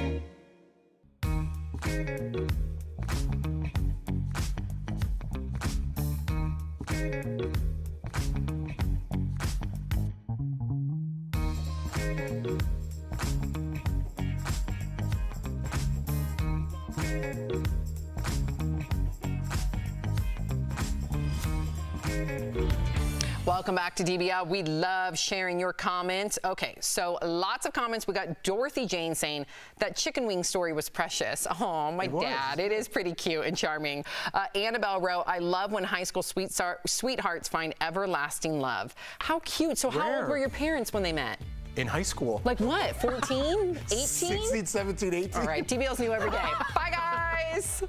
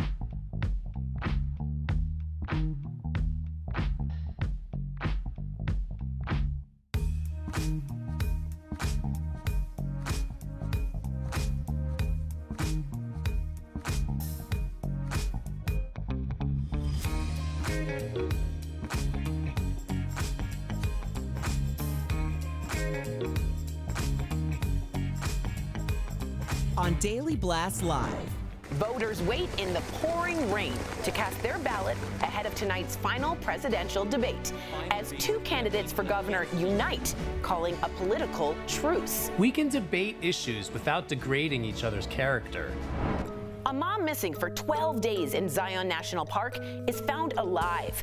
Why a Utah sheriff sergeant says her story just doesn't add up. Matthew McConaughey makes some big revelations in his new book. From blackmail to being sexually abused as a teen, nothing was off limits. And age is nothing but a number for Brooke Shields and Melanie Griffith. How they're embracing 55 and 63 by showing a little skin. Real, honest, entertaining, live. DBL starts right now. Welcome to DBL. It is Thursday, Friday Junior, according to Jeff, October 22nd. I am Sam here with Jeff. Erica joining us from home. E, how you doing? I'm feeling good on this Friday, Junior. Thanks for asking. Y'all look great. Thank you. You do too, girl. In fact, we both got some tweed going on. Oh, hey. Okay. You were waiting for that. I was waiting to show it off. I'm really excited about my skirt that I got for $40, by the way. Even better. I know. I'm proud of it. Okay, so we are just hours away from tonight's final presidential debate. Will you guys be watching? I would only imagine, right? There is a lot on the line, especially given how the first debate went completely off the rails. I'm guessing it's going to get pretty nasty again. I hope not, but many speculate that it will. Despite all that, people are turning out in record numbers to vote. Get this, at least 42 million people have already voted. So take a look at these voters in Central Florida, unfazed by the pouring rain, waiting in line to cast their ballots, some without umbrellas, as you can see. So politics has gotten so nasty this year. We seem more divided than ever. We've been talking about that on the show, but I want you to check out this political ad featuring both candidates running for governor of Utah. Check out the difference. We are currently in the final days of campaigning against each other to be your next governor. And while I think you should vote for me, Yeah, but really you should vote for me. there are some things we both agree on. We can debate issues without degrading each other's character. We can disagree without hating each other. And win or lose in Utah, we work together. Wow. Now, Erica, do you think we can get back to that type of civility in politics, or are the issues so polarizing because they really do have to do with a lot of people's rights that only, in your opinion, does it or does it not lead to more divisiveness? The stakes are higher. You know, I certainly would hope that we could get to a more civil place when it comes to politics, because we always act like there's a winner and a loser, and then the loser gets cast off into like oblivion, like they don't still live here. Like they live here too, and the tide can turn after each term is over. So we need to act like we're all still going to be here regardless of what the outcome is. And I think when you have two people who are sitting down talking about what they agree on and what they disagree on, that's just it. I mean, you can disagree and still, you know, be okay with someone. It's not okay in my book to oppress someone and then still be okay. Yeah, I think we're going to come back to some sort of civility, you know, quote unquote, because right now things are just so far off the pendulum's map, right? We're so divisive, whether it be on social media, whether it be in our politics, whether it be the people running for president right now. We need to get back to some sort of sportsmanship, being a good neighbor. You know, even the loser ends up probably in some sort of politics anyway. So they're still part of our future. I don't understand why it's like I'm all in on red, and if you're not with me, you're against me and you're the enemy. Like we're going to go back to some sort of civil war. I mean, that's what this would ultimately lead to. I don't think it's going to get there. I think we're going to come back. The pendulum's going to swing back the other way, but we need to take an example from these two great men. I agree, and I also think too, when you are so staunch in your opinion, you get rid of any type of conversation, and that's how you learn, that's how you evolve, that's how you become more tolerant, is when you have conversations. That's what this show is all about. Right. That's what we do on this show. I think it's important, Sam. Yes. Yeah, I'm sorry, I don't want to interrupt Please. you. I think it is important to say there are true reasons why people are 100%. This is the only way that I can live and survive, because we're talking about social justice issues. We're talking about equity and equality. We're talking about human rights violations. If that is up for debate, then that's a problem. So we're not just talking about policies and, you know, if our taxes should go up or, you know, our real estate taxes should go up or not. that might come down to something that's fiscal and without anything to do with who the person actually is. But when you're talking about oppression. Of course. But here's the thing now, and this is where I'm going to push back. I agree with you, but if someone is so staunch, how are they supposed to change the mind of their fellow constituents to somehow become a better ally or somehow become an ally to hence, in the long term, save more lives? So I think it's counterproductive to be super staunch, because then you don't get the opportunity to actually be empathetic and help guide someone to also be empathetic. Does that make sense? But the truth is, and I agree, I totally agree with what you're saying, but there are people who are committed to never changing their minds about the oppression of others. And those are people that you can't have a conversation with because there isn't empathy involved. And that's why people are so staunch in, I am going to make sure that my civil liberties and rights are protected along with my allies, but I'm not having conversations with people who are committed to misunderstanding anything I'm about, who I am, or what I say. Yeah, that's exhausting. I agree. That's a waste of energy. Okay, so a quick reminder. Tonight after the big debate, oh yeah, our very own Tori and Al are hosting a post-debate analysis on Instagram Live. So be sure to go check out our Instagram page after the debate, okay? So you may have heard the Pope's stunning announcement yesterday. The head of the Catholic Church said that he now endorses same-sex civil unions. It was all part of an interview he did for a new documentary. Pope Francis also said that homosexual people have the right to be in a family, calling them children of God. He went on to say, you can't kick someone out of a family or make their life miserable for being gay. So this is a huge change for the Catholic Church, right? Which has been fighting for years to prevent legal recognition of same-sex unions. What do you make the change? Too little, too late? Or hey, big step forward? Big step forward. You know, I want to look at the positive in this, right? It should have been changed decades ago, but it wasn't. It is changed now, and I'm glad. Staunch in their ways was a term you used earlier. The Catholic Church is staunch in their ways for hundreds of thousands of years. For them to make this change is a huge step. And I understand people still like, well, listen, I didn't feel this way when I was a kid. I felt left out. Listen, I'm not trying to tell anybody how they feel or how they should feel. I'm looking at what this means and what this is for the Catholic Church. I think we need to amend some of our own government laws that were made in 1776. Times change. People need to change. Amendments need to change. We are all children of God, especially under whatever religion you are. Nobody should be segregated from that. You should all feel that love. Amen. Erica. I think obviously this is a huge step forward, but it's also going to create some interesting conversations with people who have been kicked out of their homes, disowned by their families. A lot of people are going to have a reckoning on if it really is about the religion or if they're truly homophobic. And I hope that people take some time and do some inner searching within themselves in order to figure out where they should be and who they are. Yeah, Erica, I totally agree with you. And I also think that there's going to listen, Jeff, you said it best. Let's focus on the positive. But it can't be so simple, and I'm not saying that was your point. There needs to be some sort of follow-up, so to speak. The church needs to make reparations, they need to extend an olive branch, because I know so many of my dear friends that were abandoned by their church, hence also abandoned by their families for being LGBTQ, which led to them either living on the street, selling drugs, doing what they had to do because they're a teenager with no resources possible. So they have a disdain for the church. Not all of them. I also have friends that are LGBTQ and they have a great relationship with the church. But I want to see that bridge built again, so to speak. So kudos to the Pope. I do think that the Catholic faith as well as Christianity are going to have to do some sort of I don't know how to even put it, but it's going to have to be a rollout of reform and almost like programs to try to make things right again. Right. Well, you're talking about building a bridge. This is a huge boulder Yes. to put onto that bridge, right? And I understand people see it the other way. I totally get your point.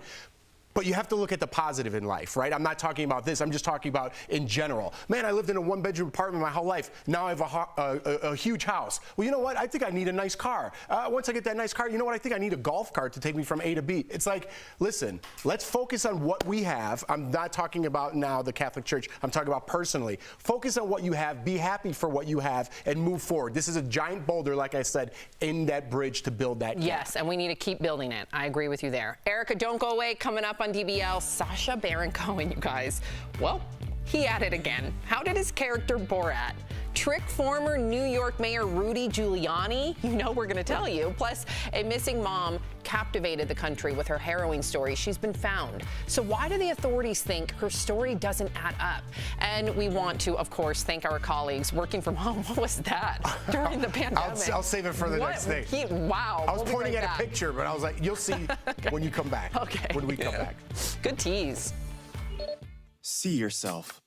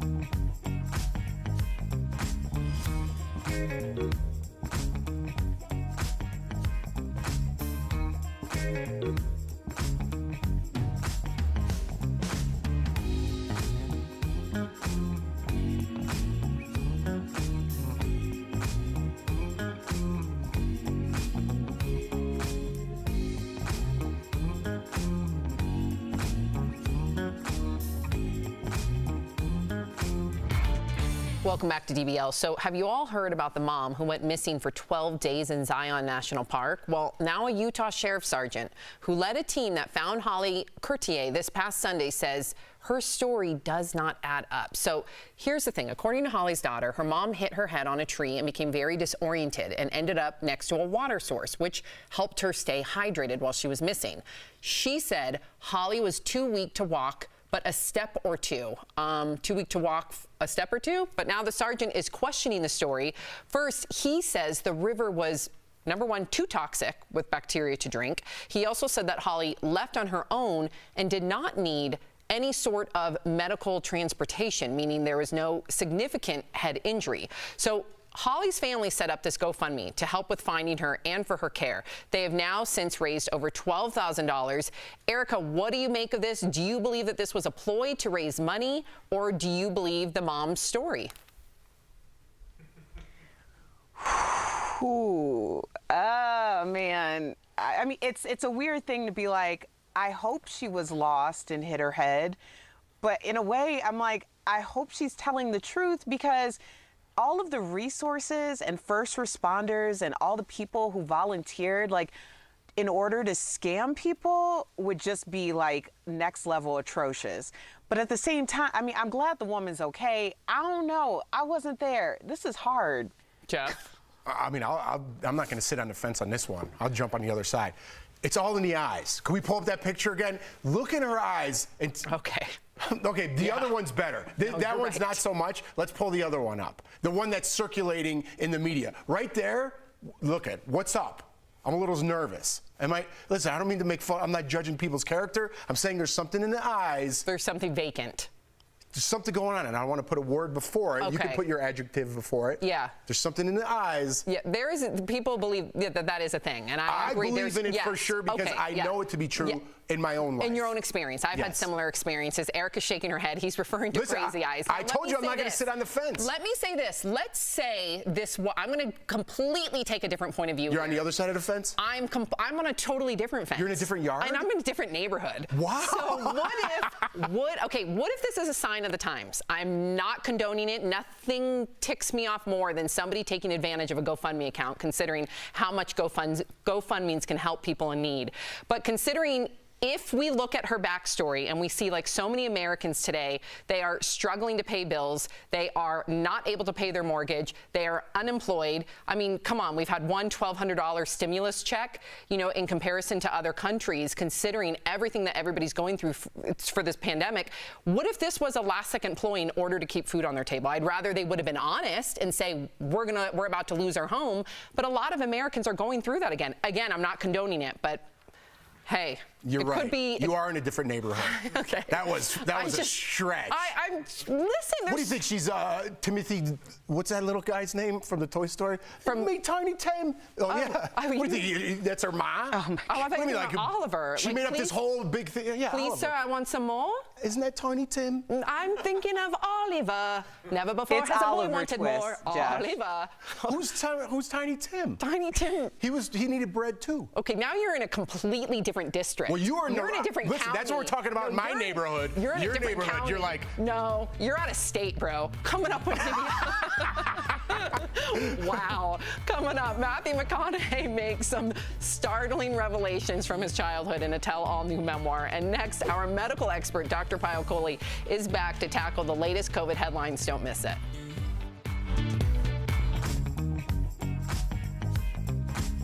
RuPaul's Drag Race to a shining star on Broadway. It's Peppermint, how she stood out in a sea of queens and rose above the drama. I knew, I was like, RuPaul is trying to sabotage my game. Like, I would have this whole thing going on. That's tomorrow on DBL. It's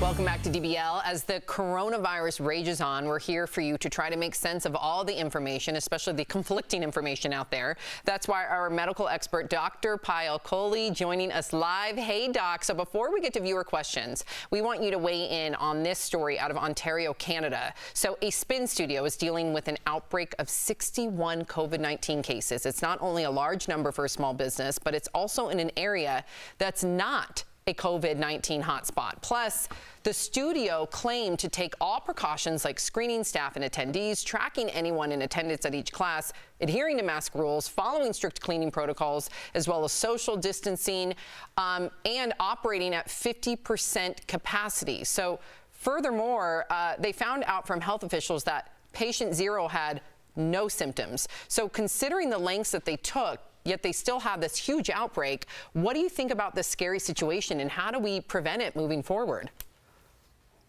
Yeah, this is a great example that even if we do everything right, this virus can still outsmart us because it can present without any symptoms.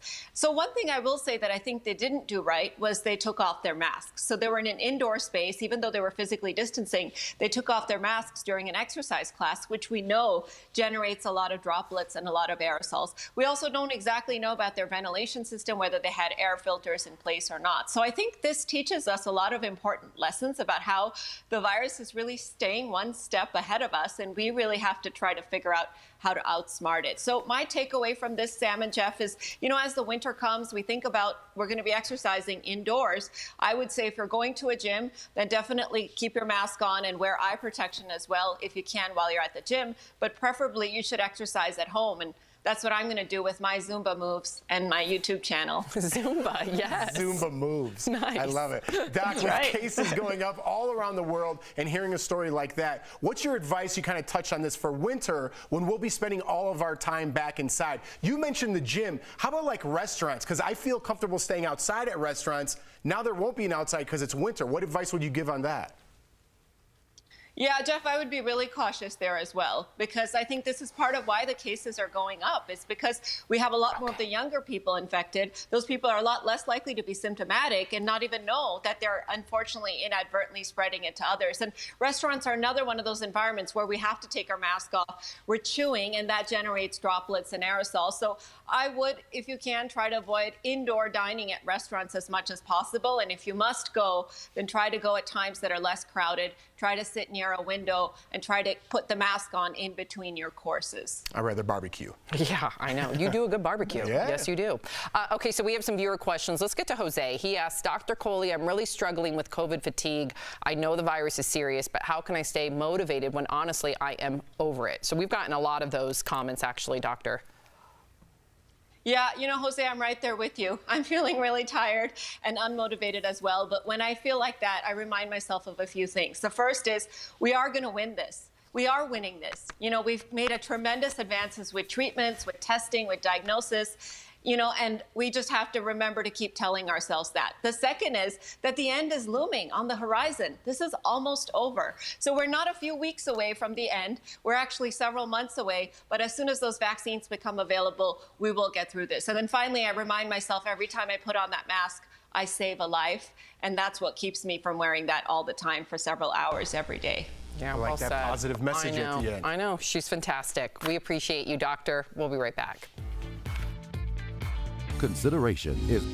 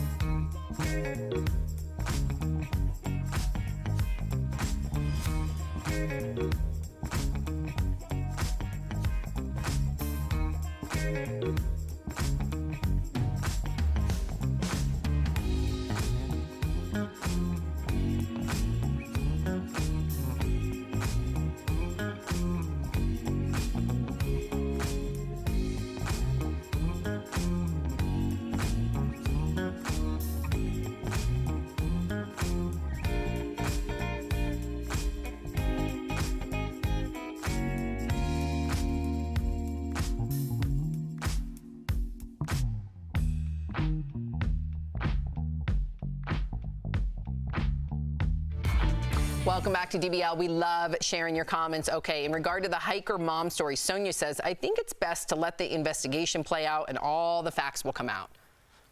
Well, then we'd have nothing to talk about. I know.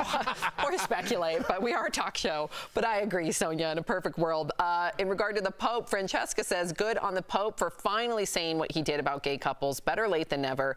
And Tim says, these radical changes do take time. Maybe the next Pope will offer some sort of reparations. You can only hope. Right. Like you said, building that bridge. That's all we can do. One boulder at a time.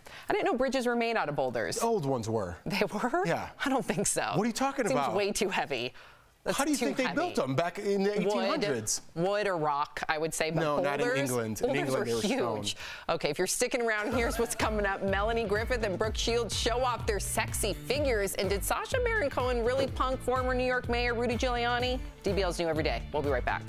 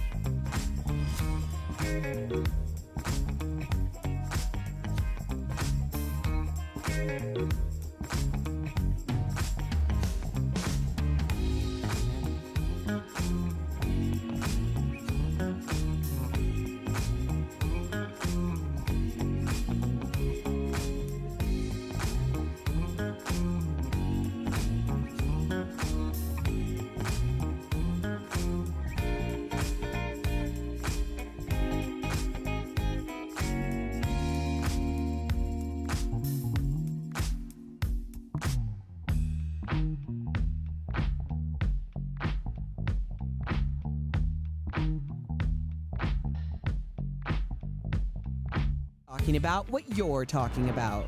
Real, honest, entertaining, live. DBL starts right now. 3, 2. Welcome to DBL. I am Sam here with Jeff. Erica joining us from home. Let's get right to it because a lot of you have an opinion on this next story. Yep, Rudy Giuliani is trying to set the record straight after being caught in a compromising position. President Trump's personal lawyer makes an appearance in Sacha Baron Cohen's latest Borat film that will be released tomorrow. So in a still photo from the movie, there you see it, Rudy is in a hotel room with Borat's daughter, who is posing as a conservative TV reporter and is seen lying down on a bed with one hand down his pants. Now, Borat, in drag, then bursts into the room and says, "She's 15, she's too old for you." The actress, by the way, is actually 24. After the photo went viral, Rudy went on Twitter writing, quote, "The Borat video is a complete fabrication. I was tucking in my shirt after taking off the recording equipment. At no time before, during, or after the interview was I ever inappropriate. If Sacha Baron Cohen implies otherwise, he is a stone-cold liar." Rudy also said after he realized it was a setup that he did call the police. Whoa. Erica, what do you make of this? Do you believe his explanation, Rudy's explanation? I think compromising position is the name of Rudy Giuliani's autobiography. This is a place that he's used to being. I mean, we mic and de-mic all the time. I've never had to lay on a bed, and go down my pants. I don't get it. I don't get it.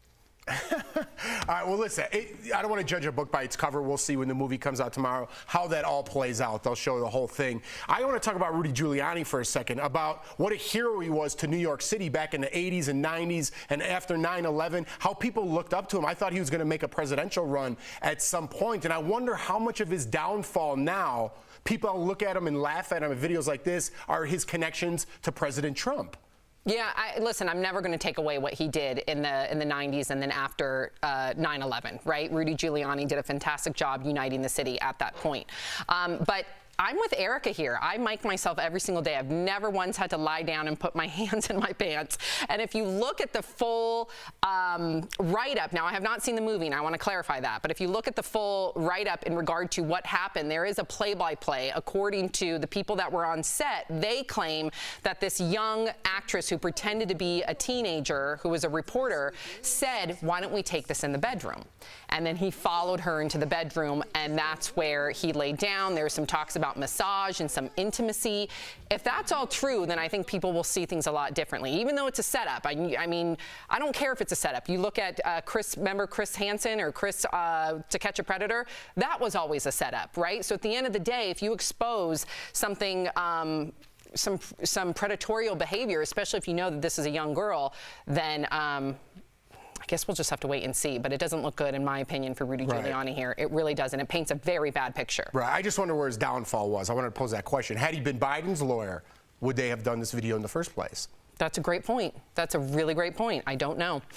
Okay, so Matthew McConaughey reveals some pretty shocking details about his childhood. In his new memoir, Green Lights, Matthew says he was knocked unconscious in the back of a van and molested by a man when he was 18. He also reveals that at age 15, he was blackmailed into having sex for the first time. He also claims his father whipped him for putting on a fake Cracker Jack tattoo. Now, despite his past traumas and rough upbringing, Matthew says he never felt like a victim and says he always knew he wanted to be a father. Wow, Erica, this is a lot. A lot of people look at Matthew McConaughey and they think that he's this easygoing, and I'm sure he is an easygoing guy, but they don't imagine that he had to go through so much trauma in order to get to where he is today. Well, I mean, he's seemingly very well adjusted, but I do want to clarify when people say, "I'm not a victim, I don't want to be a victim." No one wants to be a victim and seen as a victim. Most people don't. I do think that we have to give men and boys space in order to come forward and say that they were victimized. And I think that's the reason why so many, especially men, are more prone to say, or not say anything at all, or when it comes out that they weren't a victim.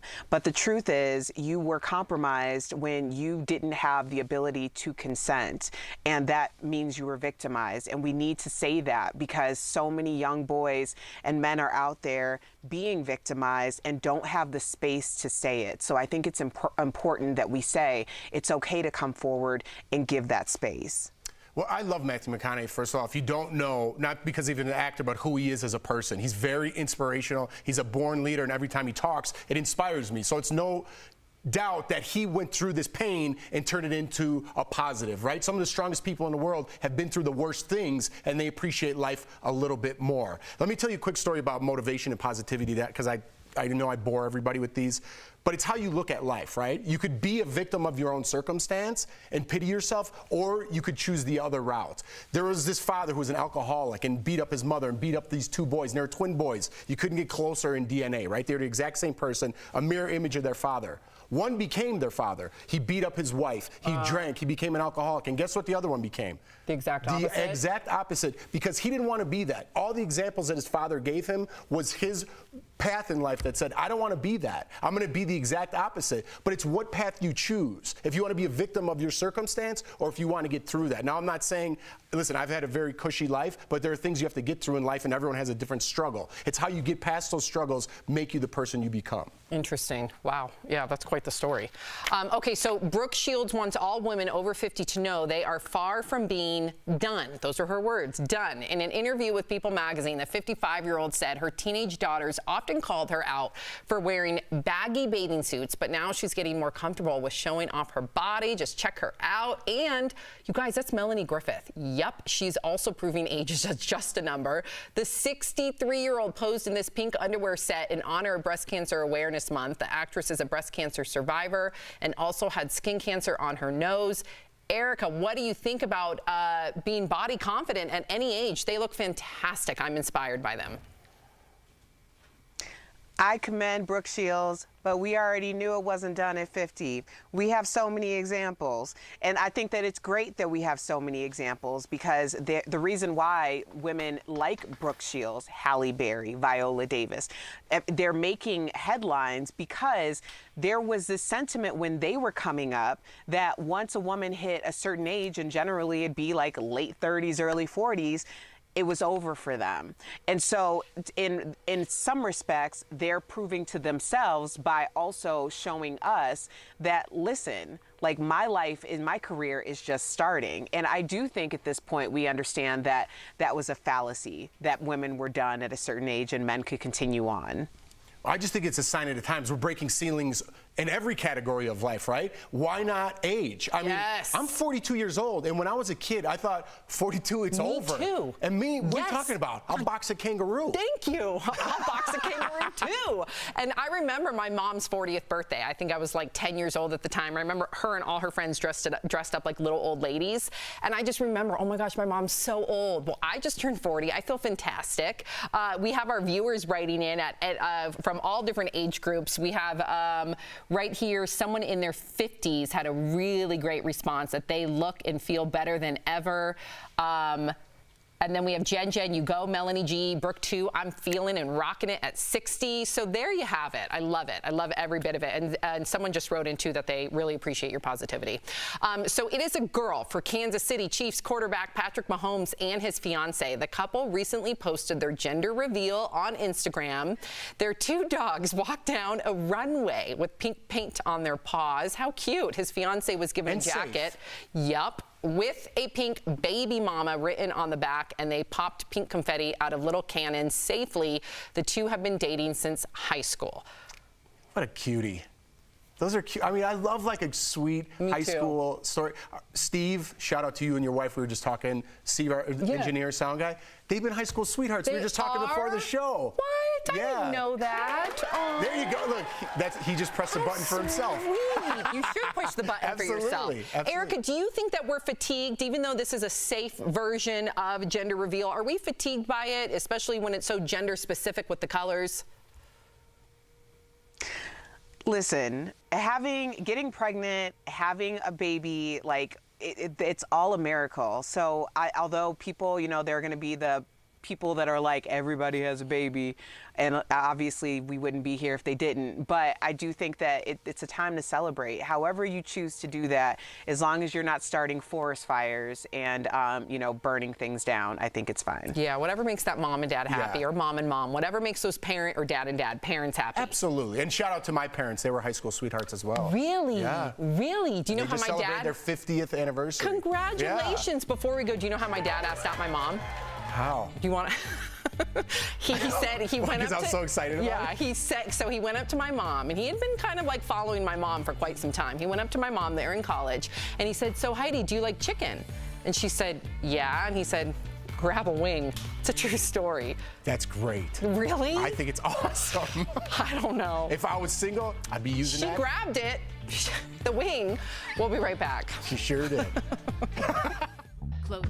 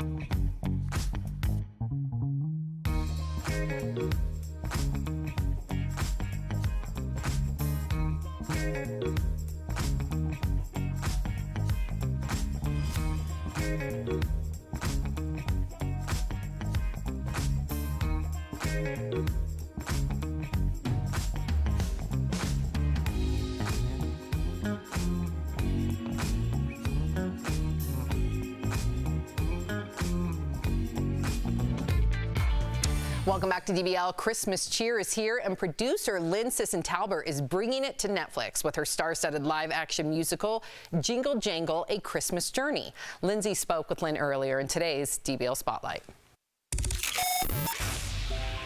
My friend Lynn Sisson-Talbert, welcome to DBL. Thank you. Happy to be here. Now, after the year that we've all had, I'm so excited about some Christmas cheer. How is this Christmas movie and the actors a little different than all the Christmas movies that we've seen in the past? Well, first of all, yes, after the year we've had, we need some joy in our lives right now. So I'm so grateful to be able to bring at least a couple of hours of joy to the households of the world. And it's different because it's not your typical Christmas movie. Once upon a time, lived the greatest inventor that ever there was. It's more of just this magical family story. It's about family, it's about forgiveness, it's about second chances, and on top of that, you get to see some amazing visual effects and special effects and singing, dancing, and fantastic actors, comedy, you name it. We've kind of checked all boxes here. Now, you have some legendary names attached to this project. You have Felicia Rashad, John Legend, Forrest Whitaker, Ricky Martin. Tell me some stories from the set, please.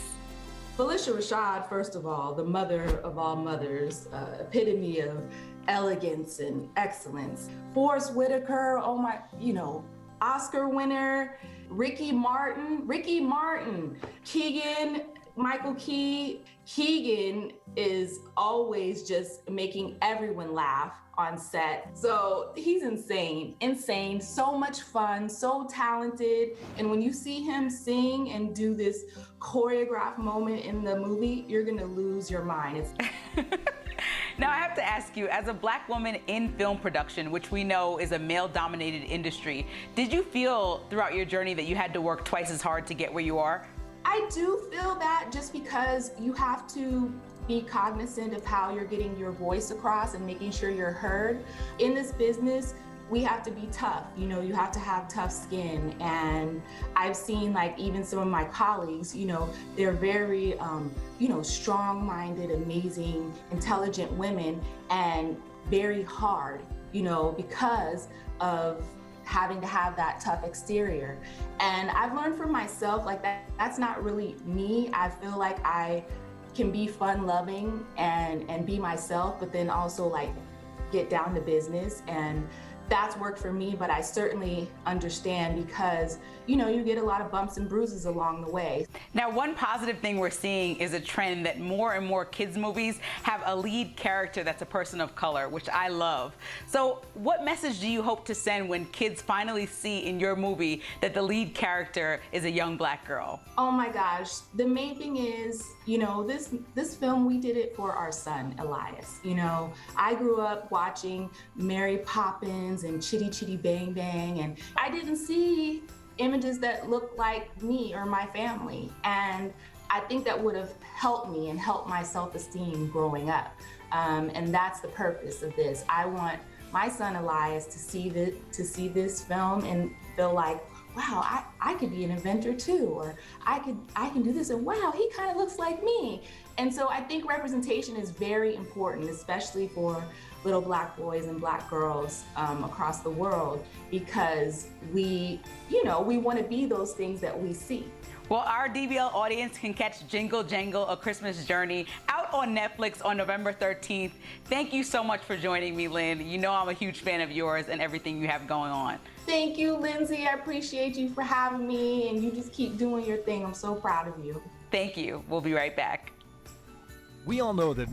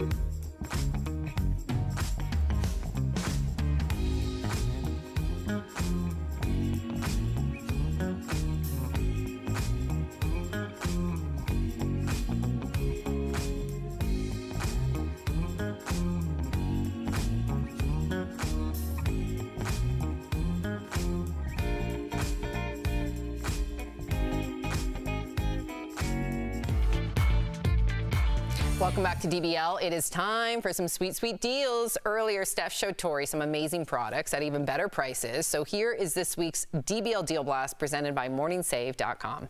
All right, what do you have for us today, Steph? Hey Tori, I'm here at home and I've got some brilliant products and deals that you guys are going to love. Now, if you're like me, Tori, keeping your trunk uncluttered can be a little bit of a challenge, but not anymore with the Picnic Time Trunk Boss Trunk Organizer with a cooler.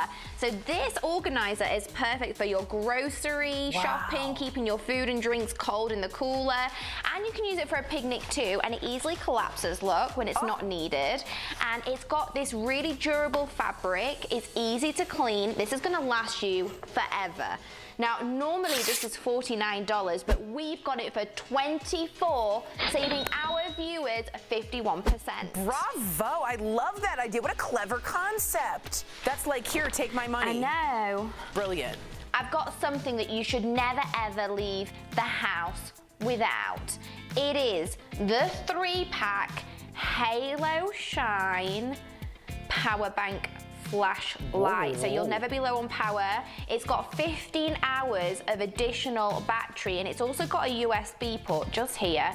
So you can charge your phone and more on the go. And it's got this little flashlight look, and it fits seamlessly in your purse and bag, and it comes in this amazing gunmetal grey colour or black. Now, normally this is $90, but we've got it for $18, saving 80%. Ooh, kind of looks like a lipstick. I love that they're kind of like making it compact. I like that. It's going to keep you very safe, Yeah, so I I'm like a that big fan idea. of this one. Bravo. Okay, next up, Tori. When I'm styling my hair, I've got a million products and tools, and I always seem to run out of counter space, but this is the ideal solution. So this is the Richards Homeware Personal Hair Styling Storage Chest. So it's gonna help you keep everything tidy, get rid of clutter, so you can put in it things like your blow dryer, hairspray, combs, and you know what? It's made out of solid wood. Wow. So it's made to last, and it's going to go with any decor. So normally this is $70. We've got it for $29, which means you're saving 59%. I think that's going to be my purchase of the week, to be super honest. I have wires and like everything hanging everywhere, and this will look so much cleaner. I really like that product. This is a good one. This And is good really price. good, especially if you're like me and you've got stuff everywhere. Yes, that is no, my I life. love that. Last, we've got the perfect thing to make grooming on the go super convenient and easy. This is the 2-pack Pop Sonic precision hair trimmer with a guard attachment. So you can use this to trim like your nose hair, ear hair, any other, like, you know, peach fuzz on your face. A lot of girls get that to keep their makeup nice and smooth. It's gentle, and it comes with a cutting guide for your eyebrows, and it comes with lots of little handy brushes that you can clean the blades with. Now, normally this is $60. But we've got it for $15, which means our viewers will save 75%. Brilliant. Now, if you actually do ever go and get dermaplaning or anything like that, that's having this at home and on hand is considerably cheaper. Much cheaper. I have peach fuzz like an alpaca. I would really need something that isn't flimsy, and that's a great price because I don't want to dermaplane every month. That's great. No, it's it's too much. expensive. It's expensive, and this is a little tool you can keep at home. You can do it yourself. Brilliant. It's safe, it's lightweight, and it comes with a guide. So I mean, it's ideal. This That's is brilliant. amazing. Wow, I'm like losing my paycheck to this stuff today. All right, I'm gonna go get everything. Head on over to morningsave.com to snag these amazing deals at the lowest prices. You can even visit morningsave.com on your smartphone. Thank you so much, Steph. We'll be right back. Promotion.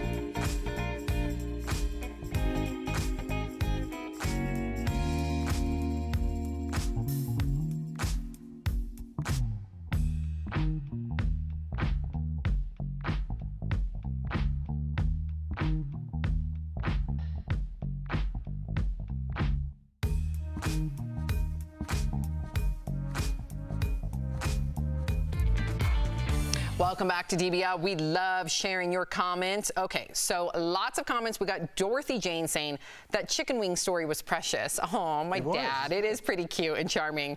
Annabelle wrote, I love when high school sweethearts find everlasting love. How cute. So how old were your parents when they met? In high school. Like what, 14, 18? 16, 17, 18. All right, DBL's new every day. Bye, guys.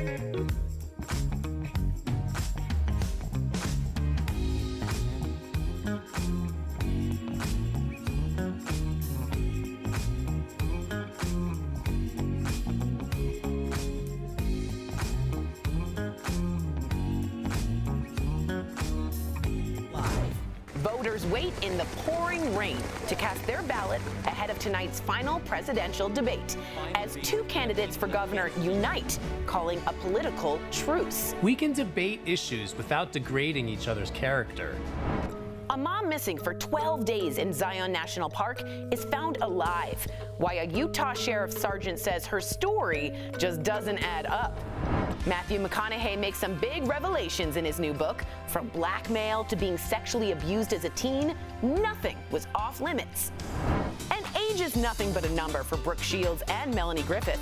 How they're embracing 55 and 63 by showing a little skin. Real, honest, entertaining, live. DBL starts right now. Welcome to DBL. It is Thursday, Friday Junior, according to Jeff, October 22nd. I am Sam here with Jeff. Erica joining us from home. E, how you doing? I'm feeling good on this Friday, Junior. Thanks for asking. Y'all look great. Thank you. You do too, girl. In fact, we both got some tweed going on. Oh, hey. Okay. You were waiting for that. I was waiting to show it off. I'm really excited about my skirt that I got for $40, by the way. Even better. I know. I'm proud of it. Okay, so we are just hours away from tonight's final presidential debate. Will you guys be watching? I would only imagine, right? There is a lot on the line, especially given how the first debate went completely off the rails. I'm guessing it's going to get pretty nasty again. I hope not, but many speculate that it will. Despite all that, people are turning out in record numbers to vote. Get this, at least 42 million people have already voted. So take a look at these voters in Central Florida, unfazed by the pouring rain, waiting in line to cast their ballots, some without umbrellas, as you can see. So politics has gotten so nasty this year. We seem more divided than ever. We've been talking about that on the show, but I want you to check out this political ad featuring both candidates running for governor of Utah. Check out the difference. We are currently in the final days of campaigning against each other to be your next governor. And while I think you should vote for me... Yeah, but really you should vote for me. There are some things we both agree on. We can debate issues without degrading each other's character. We can disagree without hating each other. And win or lose in Utah, we work together. Wow. Now, Erica, do you think we can get back to that type of civility in politics, or are the issues so polarizing because they really do have to do with a lot of people's rights that only, in your opinion, does it or does it not lead to more divisiveness? The stakes are higher.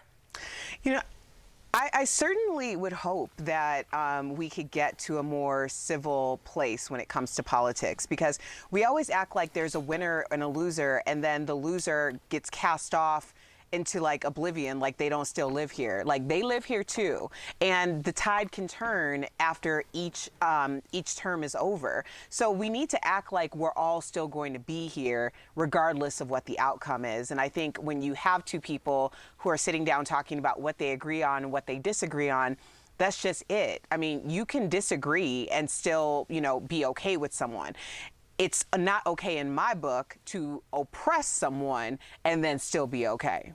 Yeah, I think we're going to come back to some sort of civility, you know, quote unquote, because right now things are just so far off the pendulum's map, right? We're so divisive, whether it be on social media, whether it be in our politics, whether it be the people running for president right now. We need to get back to some sort of sportsmanship, being a good neighbor. You know, even the loser ends up probably in some sort of politics anyway. So they're still part of our future. I don't understand why it's like I'm all in on red, and if you're not with me, you're against me and you're the enemy. Like we're going to go back to some sort of civil war. I mean, that's what this would ultimately lead to. I don't think it's going to get there. I think we're going to come back. The pendulum's going to swing back the other way, but we need to take an example from these two great men. I agree, and I also think too, when you are so staunch in your opinion, you get rid of any type of conversation, and that's how you learn, that's how you evolve, that's how you become more tolerant, is when you have conversations. That's what this show is all about. Right. That's what we do on this show. I think it's important, Sam. Yes.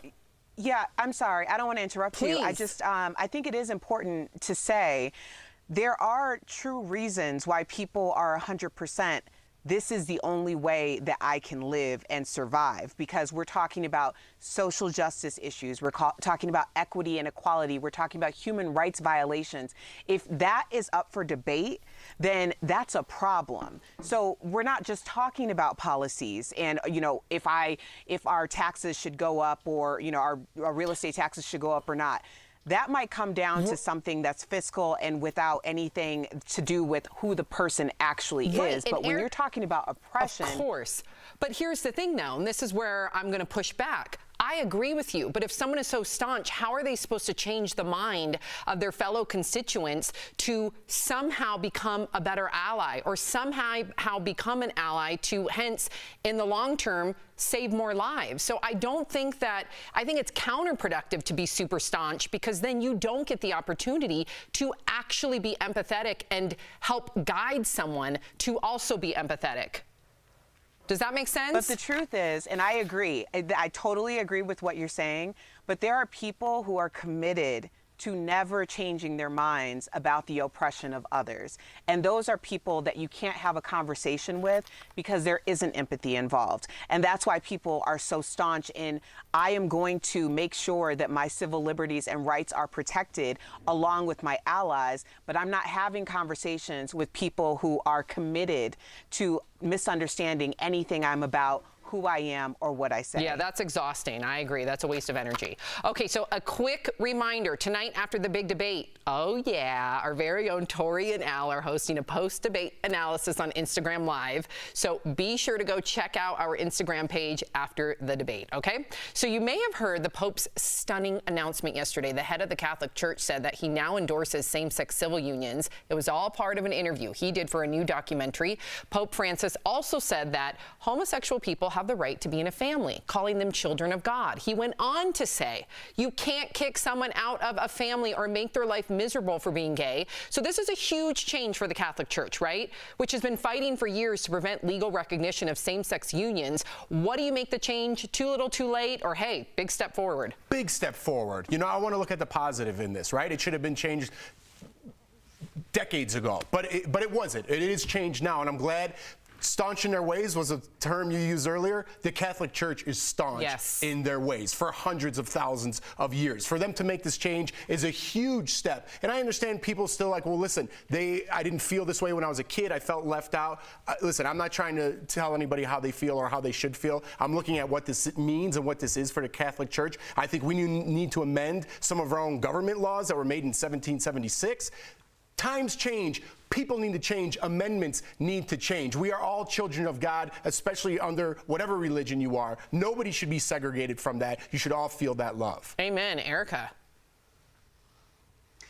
I think obviously this is a huge step forward, but it's also going to create some interesting conversations with people who have been kicked out of their homes, disowned by their families. A lot of people are going to have a reckoning on if it really is about the religion or if they're truly homophobic. And I hope that people take some time and do some inner searching within themselves in order to figure out where they should be and who they are. Yeah, Erica, I totally agree with you. And I also think that there's going to be, listen, Jeff, you said it best. Let's focus on the positive. But it can't be so simple, and I'm not saying that was your point.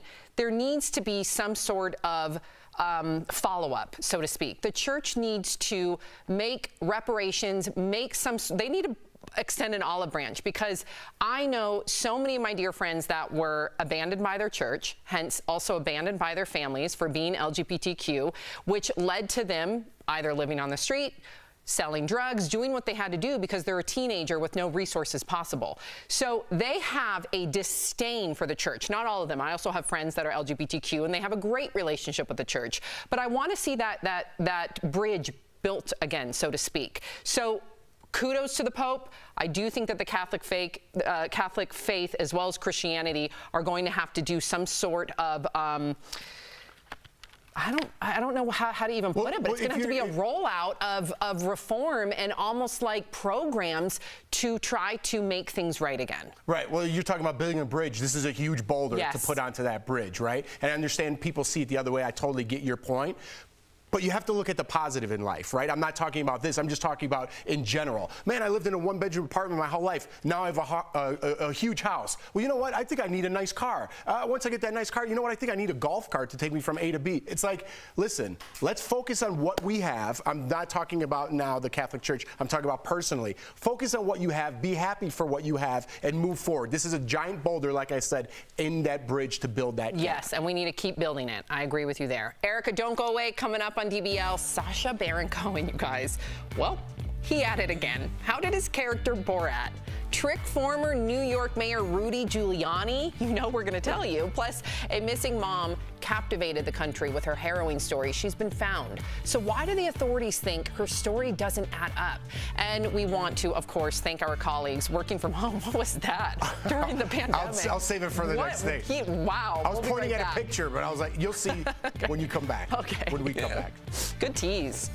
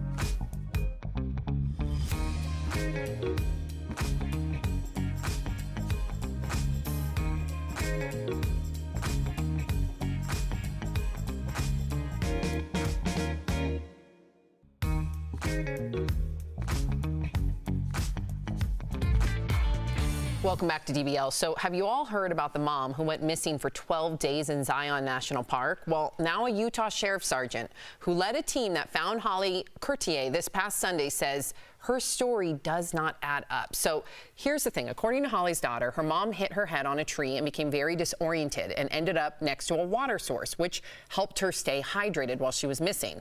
She said Holly was too weak to walk, but a step or two. Too weak to walk a step or two, but now the sergeant is questioning the story. First, he says the river was, number one, too toxic with bacteria to drink. He also said that Holly left on her own and did not need any sort of medical transportation, meaning there was no significant head injury. So Holly's family set up this GoFundMe to help with finding her and for her care. They have now since raised over $12,000. Erica, what do you make of this? Do you believe that this was a ploy to raise money, or do you believe the mom's story? Ooh, oh man. I mean, it's a weird thing to be like, I hope she was lost and hit her head. But in a way, I'm like, I hope she's telling the truth, because all of the resources and first responders and all the people who volunteered, like, in order to scam people would just be like next level atrocious. But at the same time, I mean, I'm glad the woman's okay. I don't know. I wasn't there. This is hard. Jeff? I mean, I'm not going to sit on the fence on this one. I'll jump on the other side. It's all in the eyes. Can we pull up that picture again? Look in her eyes. And okay. Okay, the other one's better. That one's not so much. Let's pull the other one up. The one that's circulating in the media. Right there, look at what's up. I'm a little nervous. Listen, I don't mean to make fun. I'm not judging people's character. I'm saying there's something in the eyes. There's something vacant. There's something going on, and I want to put a word before it. Okay. You can put your adjective before it. Yeah. There's something in the eyes. Yeah, people believe that is a thing, and I agree. I believe in it for sure because I know it to be true in my own life. In your own experience. I've had similar experiences. Erica's shaking her head. He's referring to crazy eyes. I told you I'm not going to sit on the fence. Let me say this. Let's say this. I'm going to completely take a different point of view. You're on the other side of the fence? I'm on a totally different fence. You're in a different yard? And I'm in a different neighborhood. Wow. So what if this is a sign of the times? I'm not condoning it. Nothing ticks me off more than somebody taking advantage of a GoFundMe account, considering how much GoFundMes can help people in need. But considering if we look at her backstory and we see, like so many Americans today, they are struggling to pay bills, they are not able to pay their mortgage, they are unemployed. I mean, come on, we've had one $1,200 stimulus check, in comparison to other countries, considering everything that everybody's going through for this pandemic. What if this was a last-second ploy in order to keep food on their table? I'd rather they would have been honest and say, we're about to lose our home, but a lot of Americans are going through that again. Again, I'm not condoning it, but hey, you're right. Could be, you are in a different neighborhood. Okay. That was a stretch. Listen. What do you think? She's Timothy. What's that little guy's name from the Toy Story? From me, Tiny Tim. Oh yeah. What do you think? That's her mom. I thought you meant Oliver. She made up this whole big thing. Yeah. Please, Oliver. sir, I want some more. Isn't that Tiny Tim? I'm thinking of Oliver. Never before it's has Oliver a boy wanted Twist, more. Jeff. Oliver.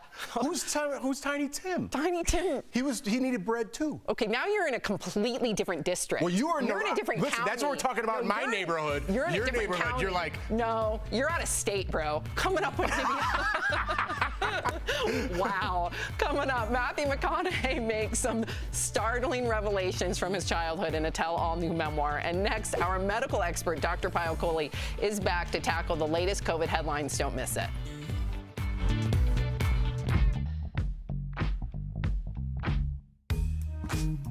Shining star on Broadway. It's Peppermint. How she stood out in a sea of queens and rose above the drama. I was like, RuPaul is trying to sabotage my game. Like, I would have this whole thing going on. That's tomorrow on DBL. It's all.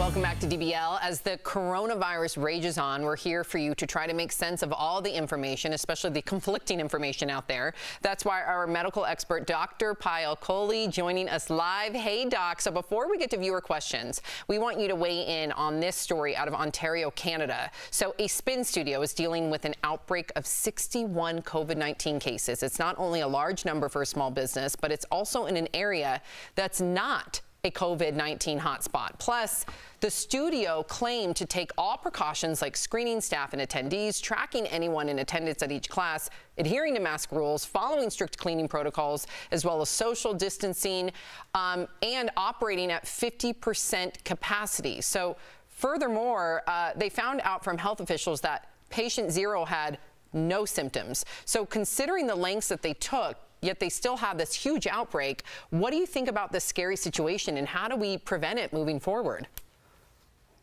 Yeah, this is a great example that even if we do everything right, this virus can still outsmart us because it can present without any symptoms. So one thing I will say that I think they didn't do right was they took off their masks. So they were in an indoor space, even though they were physically distancing, they took off their masks during an exercise class, which we know generates a lot of droplets and a lot of aerosols. We also don't exactly know about their ventilation system, whether they had air filters in place or not. So I think this teaches us a lot of important lessons about how the virus is really staying one step ahead of us, and we really have to try to figure out how to outsmart it. So my takeaway from this, Sam and Jeff, is, you know, as the winter comes, we think about we're going to be exercising indoors. I would say if you're going to a gym, then definitely keep your mask on and wear eye protection as well if you can while you're at the gym. But preferably you should exercise at home. And that's what I'm going to do with my Zumba moves and my YouTube channel. Zumba, yes. Zumba moves. Nice. I love it. Doc, with cases going up all around the world and hearing a story like that, what's your advice? You kind of touched on this for winter when we'll be spending all of our time back inside. You mentioned the gym. How about like restaurants? Because I feel comfortable staying outside at restaurants. Now there won't be an outside because it's winter. What advice would you give on that? Yeah, Jeff, I would be really cautious there as well, because I think this is part of why the cases are going up. It's because we have a lot more of the younger people infected. Those people are a lot less likely to be symptomatic and not even know that they're unfortunately inadvertently spreading it to others. And restaurants are another one of those environments where we have to take our mask off. We're chewing, and that generates droplets and aerosols. So I would, if you can, try to avoid indoor dining at restaurants as much as possible. And if you must go, then try to go at times that are less crowded. Try to sit near a window and try to put the mask on in between your courses. I'd rather barbecue. Yeah, I know. You do a good barbecue. Yeah. Yes, you do. Okay, so we have some viewer questions. Let's get to Jose. He asks, Dr. Kohli, I'm really struggling with COVID fatigue. I know the virus is serious, but how can I stay motivated when honestly I am over it? So we've gotten a lot of those comments actually, Doctor. Yeah, you know, Jose, I'm right there with you. I'm feeling really tired and unmotivated as well. But when I feel like that, I remind myself of a few things. The first is we are going to win this. We are winning this. You know, we've made a tremendous advances with treatments, with testing, with diagnosis. You know, and we just have to remember to keep telling ourselves that. The second is that the end is looming on the horizon. This is almost over. So we're not a few weeks away from the end. We're actually several months away. But as soon as those vaccines become available, we will get through this. And then finally, I remind myself every time I put on that mask, I save a life. And that's what keeps me from wearing that all the time for several hours every day. Yeah, I like that positive message at the end. I know. She's fantastic. We appreciate you, Doctor. We'll be right back. Consideration is brought to you by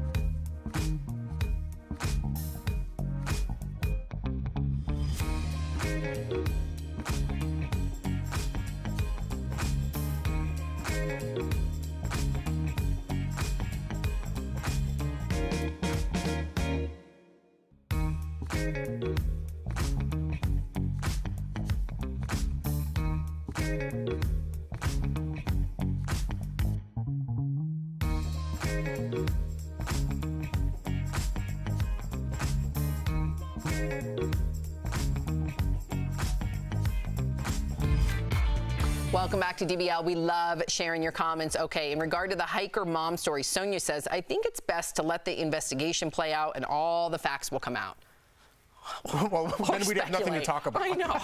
Or speculate, but we are a talk show. But I agree, Sonia, in a perfect world. In regard to the Pope, Francesca says, good on the Pope for finally saying what he did about gay couples. Better late than never.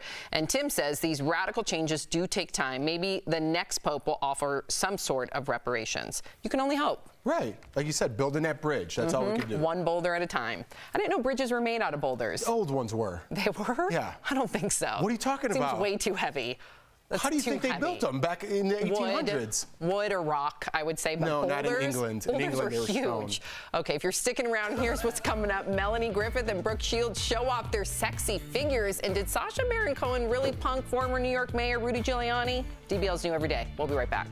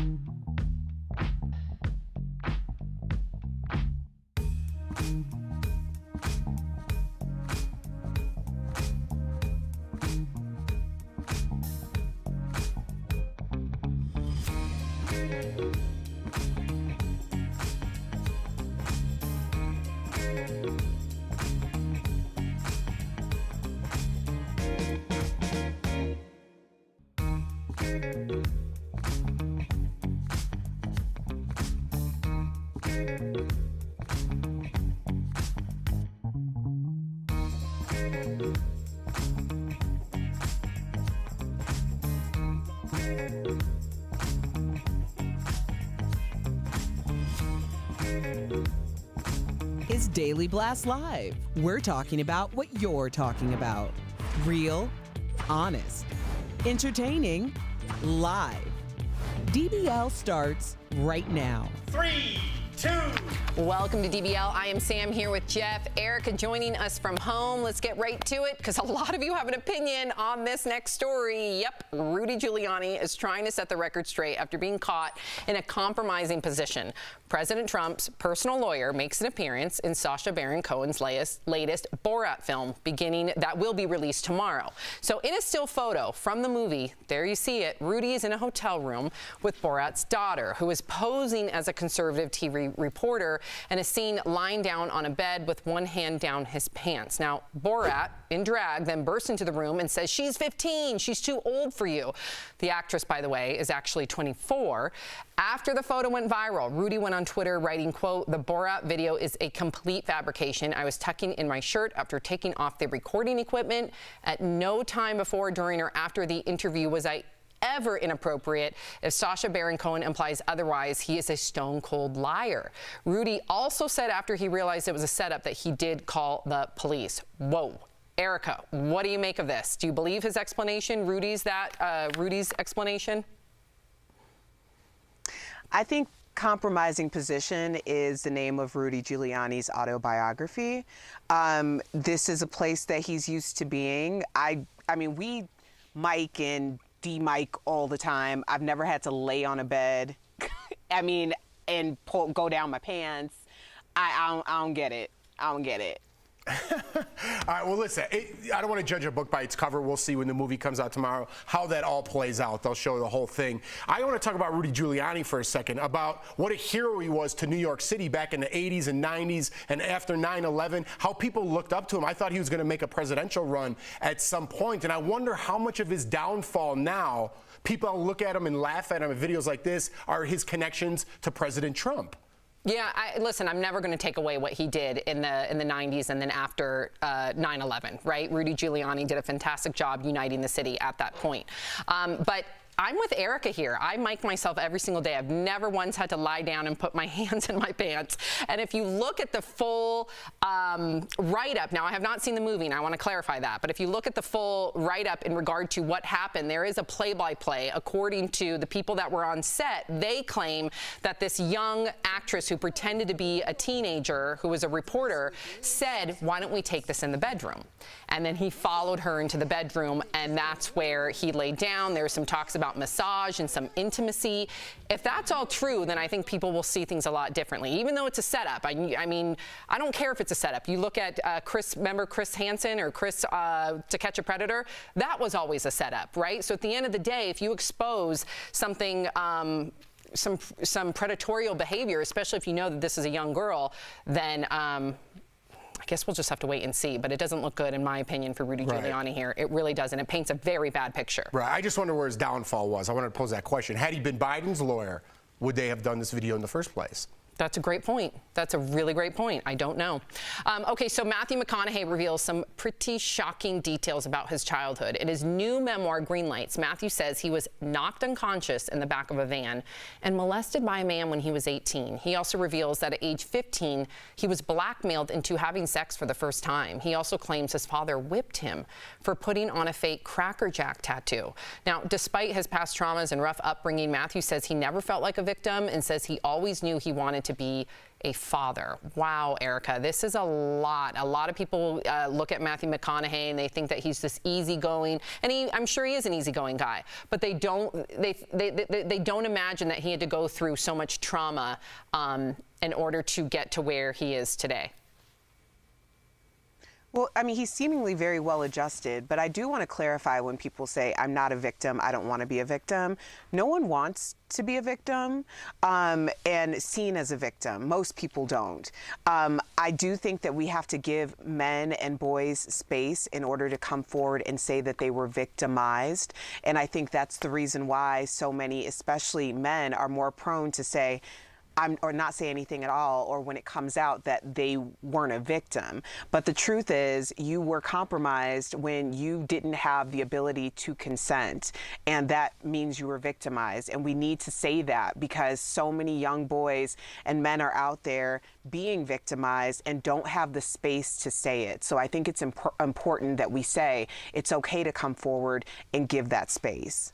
Well, I love Matthew McConaughey, first of all. If you don't know, not because he's an actor, but who he is as a person. He's very inspirational. He's a born leader, and every time he talks, it inspires me. So it's no doubt that he went through this pain and turned it into a positive, right? Some of the strongest people in the world have been through the worst things, and they appreciate life a little bit more. Let me tell you a quick story about motivation and positivity, because I know I bore everybody with these, but it's how you look at life, right? You could be a victim of your own circumstance and pity yourself, or you could choose the other route. There was this father who was an alcoholic and beat up his mother and beat up these two boys, and they were twin boys. You couldn't get closer in DNA, right? They're the exact same person, a mirror image of their father. One became their father. He beat up his wife. He drank. He became an alcoholic. And guess what the other one became? The exact opposite? The exact opposite, because he didn't want to be that. All the examples that his father gave him was his path in life that said, I don't want to be that. I'm going to be the exact opposite. But it's what path you choose. If you want to be a victim of your circumstance, or if you want to get through that. Now, I'm not saying,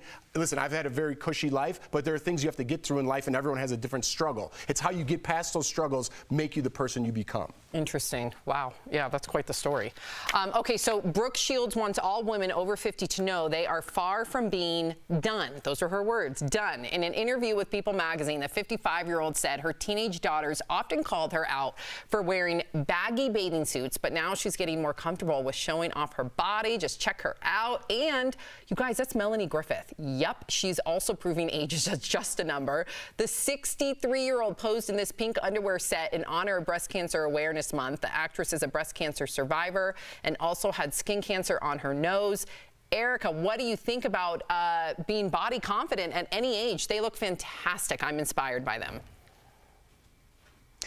I commend Brooke Shields, but we already knew it wasn't done at 50. We have so many examples, and I think that it's great that we have so many examples because the reason why women like Brooke Shields, Halle Berry, Viola Davis, they're making headlines because there was this sentiment when they were coming up that once a woman hit a certain age, and generally it'd be like late 30s, early 40s, it was over for them.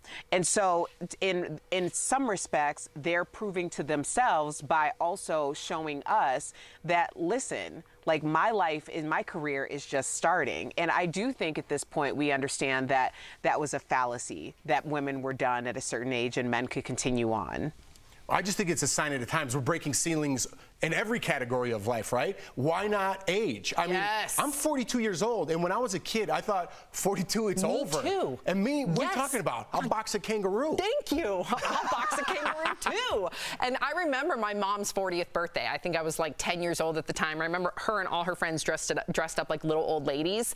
And I just remember, oh my gosh, my mom's so old. Well, I just turned 40. I feel fantastic. We have our viewers writing in from all different age groups. We have right here, someone in their 50s had a really great response that they look and feel better than ever. And then we have Jen, you go, Melanie G, Brooke 2, I'm feeling and rocking it at 60. So there you have it. I love it. I love every bit of it. And someone just wrote in too that they really appreciate your positivity. So it is a girl for Kansas City Chiefs quarterback Patrick Mahomes and his fiance. The couple recently posted their gender reveal on Instagram. Their two dogs walked down a runway with pink paint on their paws. How cute. His fiance was given a jacket. Yup. With a pink baby mama written on the back, and they popped pink confetti out of little cannons safely. The two have been dating since high school. What a cutie. Those are cute. I mean, I love like a sweet high school story. Steve, shout out to you and your wife. We were just talking. Steve, our engineer, sound guy. They've been high school sweethearts. We were just talking before the show. What? I didn't know that. Oh. There you go. Look, he just pressed the button for himself. Sweet. You should push the button for yourself. Absolutely. Erica, do you think that we're fatigued, even though this is a safe version of gender reveal? Are we fatigued by it, especially when it's so gender specific with the colors? Listen, getting pregnant, having a baby, like it's all a miracle. So although people, there are going to be the people that are like, everybody has a baby, and obviously we wouldn't be here if they didn't. But I do think that it's a time to celebrate. However you choose to do that, as long as you're not starting forest fires and, you know, burning things down, I think it's fine. Yeah, whatever makes that mom and dad happy, or mom and mom, whatever makes those parent or dad and dad parents happy. Absolutely. And shout out to my parents. They were high school sweethearts as well. Really? Yeah. Really? Do you know They how just my celebrated dad... their 50th anniversary. Congratulations. Before we go, do you know how my dad asked out my mom? How? Do you want to... he said he went up to... Because I was so excited about Yeah, it? he said... So he went up to my mom, and he had been kind of like following my mom for quite some time. He went up to my mom there in college, and he said, so Heidi, do you like chicken? And she said, yeah. And he said, grab a wing. It's a true story. That's great. Really? I think it's awesome. I don't know. If I was single, I'd be using that. She grabbed it, the wing. We'll be right back. She sure did. Closed captioning provided by...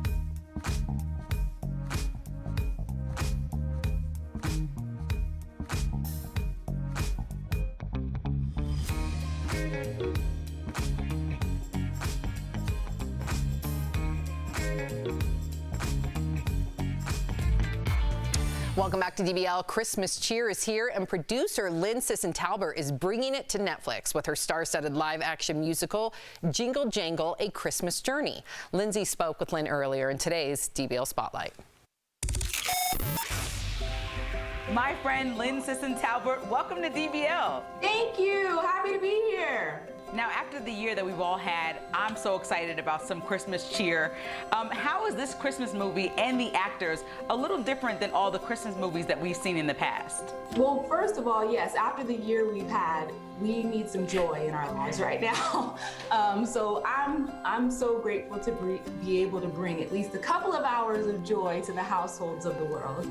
And it's different because it's not your typical Christmas movie. Once upon a time lived the greatest inventor that ever there was. It's more of just this magical family story. It's about family, it's about forgiveness, it's about second chances, and on top of that, you get to see some amazing visual effects and special effects and singing, dancing, and fantastic actors, comedy, you name it. We've kind of checked all boxes here. Now, you have some legendary names attached to this project. You have Felicia Rashad, John Legend, Forrest Whitaker, Ricky Martin. Tell me some stories from the set, please. Felicia Rashad, first of all, the mother of all mothers, epitome of elegance and excellence. Forrest Whitaker, oh my, Oscar winner. Ricky Martin, Keegan, Michael Key. Keegan is always just making everyone laugh on set. So he's insane, so much fun, so talented. And when you see him sing and do this choreographed moment in the movie, you're gonna lose your mind. Now, I have to ask you, as a Black woman in film production, which we know is a male-dominated industry, did you feel throughout your journey that you had to work twice as hard to get where you are? I do feel that, just because you have to be cognizant of how you're getting your voice across and making sure you're heard. In this business, we have to be tough. You have to have tough skin. And I've seen, even some of my colleagues, they're very, strong-minded, amazing, intelligent women, and very hard, because of having to have that tough exterior. And I've learned for myself, that's not really me. I feel like I can be fun-loving and be myself, but then also get down to business. And that's worked for me, but I certainly understand, because you get a lot of bumps and bruises along the way. Now, one positive thing we're seeing is a trend that more and more kids' movies have a lead character that's a person of color, which I love. So what message do you hope to send when kids finally see in your movie that the lead character is a young Black girl? Oh my gosh, the main thing is, this film, we did it for our son, Elias. I grew up watching Mary Poppins and Chitty Chitty Bang Bang, and I didn't see images that looked like me or my family. And I think that would have helped me and helped my self-esteem growing up. And that's the purpose of this. I want my son Elias to see this film and feel like, wow, I could be an inventor too, or I can do this, and wow, he kind of looks like me. And so I think representation is very important, especially for little Black boys and Black girls across the world, because we want to be those things that we see. Well, our DBL audience can catch Jingle Jangle, A Christmas Journey out on Netflix on November 13th. Thank you so much for joining me, Lynn. I'm a huge fan of yours and everything you have going on. Thank you, Lindsay. I appreciate you for having me, and you just keep doing your thing. I'm so proud of you. Thank you. We'll be right back.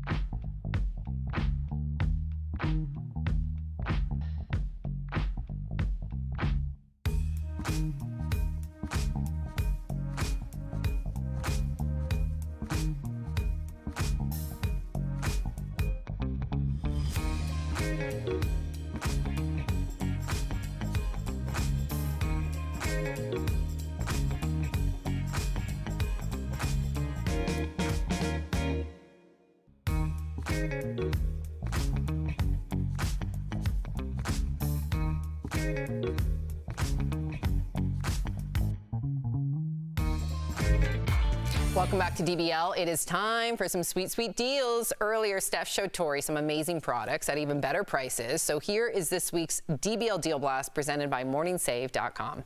All right, what do you have for us today, Steph? Hey Tori, I'm here at home and I've got some brilliant products and deals that you guys are going to love. Now, if you're like me, Tori, keeping your trunk uncluttered can be a little bit of a challenge, but not anymore with the Picnic Time Trunk Boss Trunk Organizer with a cooler. So this organizer is perfect for your grocery shopping, keeping your food and drinks cold in the cooler, and you can use it for a picnic too, and it easily collapses, look, when it's not needed. And it's got this really durable fabric. It's easy to clean. This is gonna last you forever. Now, normally this is $49, but we've got it for $24, saving our viewers 51%. Bravo, I love that idea. What a clever concept. That's like, here, take my money. I know. Brilliant. I've got something that you should never ever leave the house without. It is the 3-pack Halo Shine Power Bank flashlight. Love that they're kind of like making it compact. I like that. It's going to keep you very safe. Yeah, so I like I'm a that big fan idea. of this one. Bravo. Okay, next up, Tori. When I'm styling my hair, I've got a million products and tools, and I always seem to run out of counter space, but this is the ideal solution. So this is the Richards Homeware Personal Hairstyling Storage Chest. So it's gonna help you keep everything tidy, get rid of clutter, so you can put in it things like your blow dryer, hairspray, combs, and you know what? It's made out of solid wood. Wow. So it's made to last, and it's going to go with any decor. So normally this is $70. We've got it for $29, which means you're saving 59%. I think that's going to be my purchase of the week, to be super honest. I have wires and like everything hanging everywhere, and this will look so much cleaner. I really like that product. This is a good one. This is good really price. good, especially if you're like me and you've got stuff everywhere. Yes, that is no, my I life. love that. Last, we've got the perfect thing to make grooming on the go super convenient and easy. This is the 2-pack Pop Sonic precision hair trimmer with a guard attachment, so you can use this to trim like your nose hair, ear hair, any other, like, you know, peach fuzz on your face. A lot of girls get that to keep their makeup nice and smooth. It's gentle, and it comes with a cutting guide for your eyebrows, and it comes with lots of little handy brushes that you can clean the blades with. Now, normally this is $60. But we've got it for $15, which means our viewers will save 75%. Brilliant. Now, if you actually do ever go and get dermaplaning or anything like that, that's having this at home and on hand is considerably cheaper. Much cheaper. I have peach fuzz like an alpaca. I would really need something that isn't flimsy, and that's a great price because I don't want to dermaplane every month. That's great. No, it's too much. expensive. It's expensive, and this is a little tool you can keep at home. You can do it yourself. Brilliant. It's safe, it's lightweight, and it comes with a guide. So I mean, it's ideal. This is brilliant. Amazing. Wow, I'm like losing my paycheck to this stuff today. All right, I'm gonna go get everything. Head on over to morningsave.com to snag these amazing deals at the lowest prices. You can even visit morningsave.com on your smartphone. Thank you so much, Steph. We'll be right back.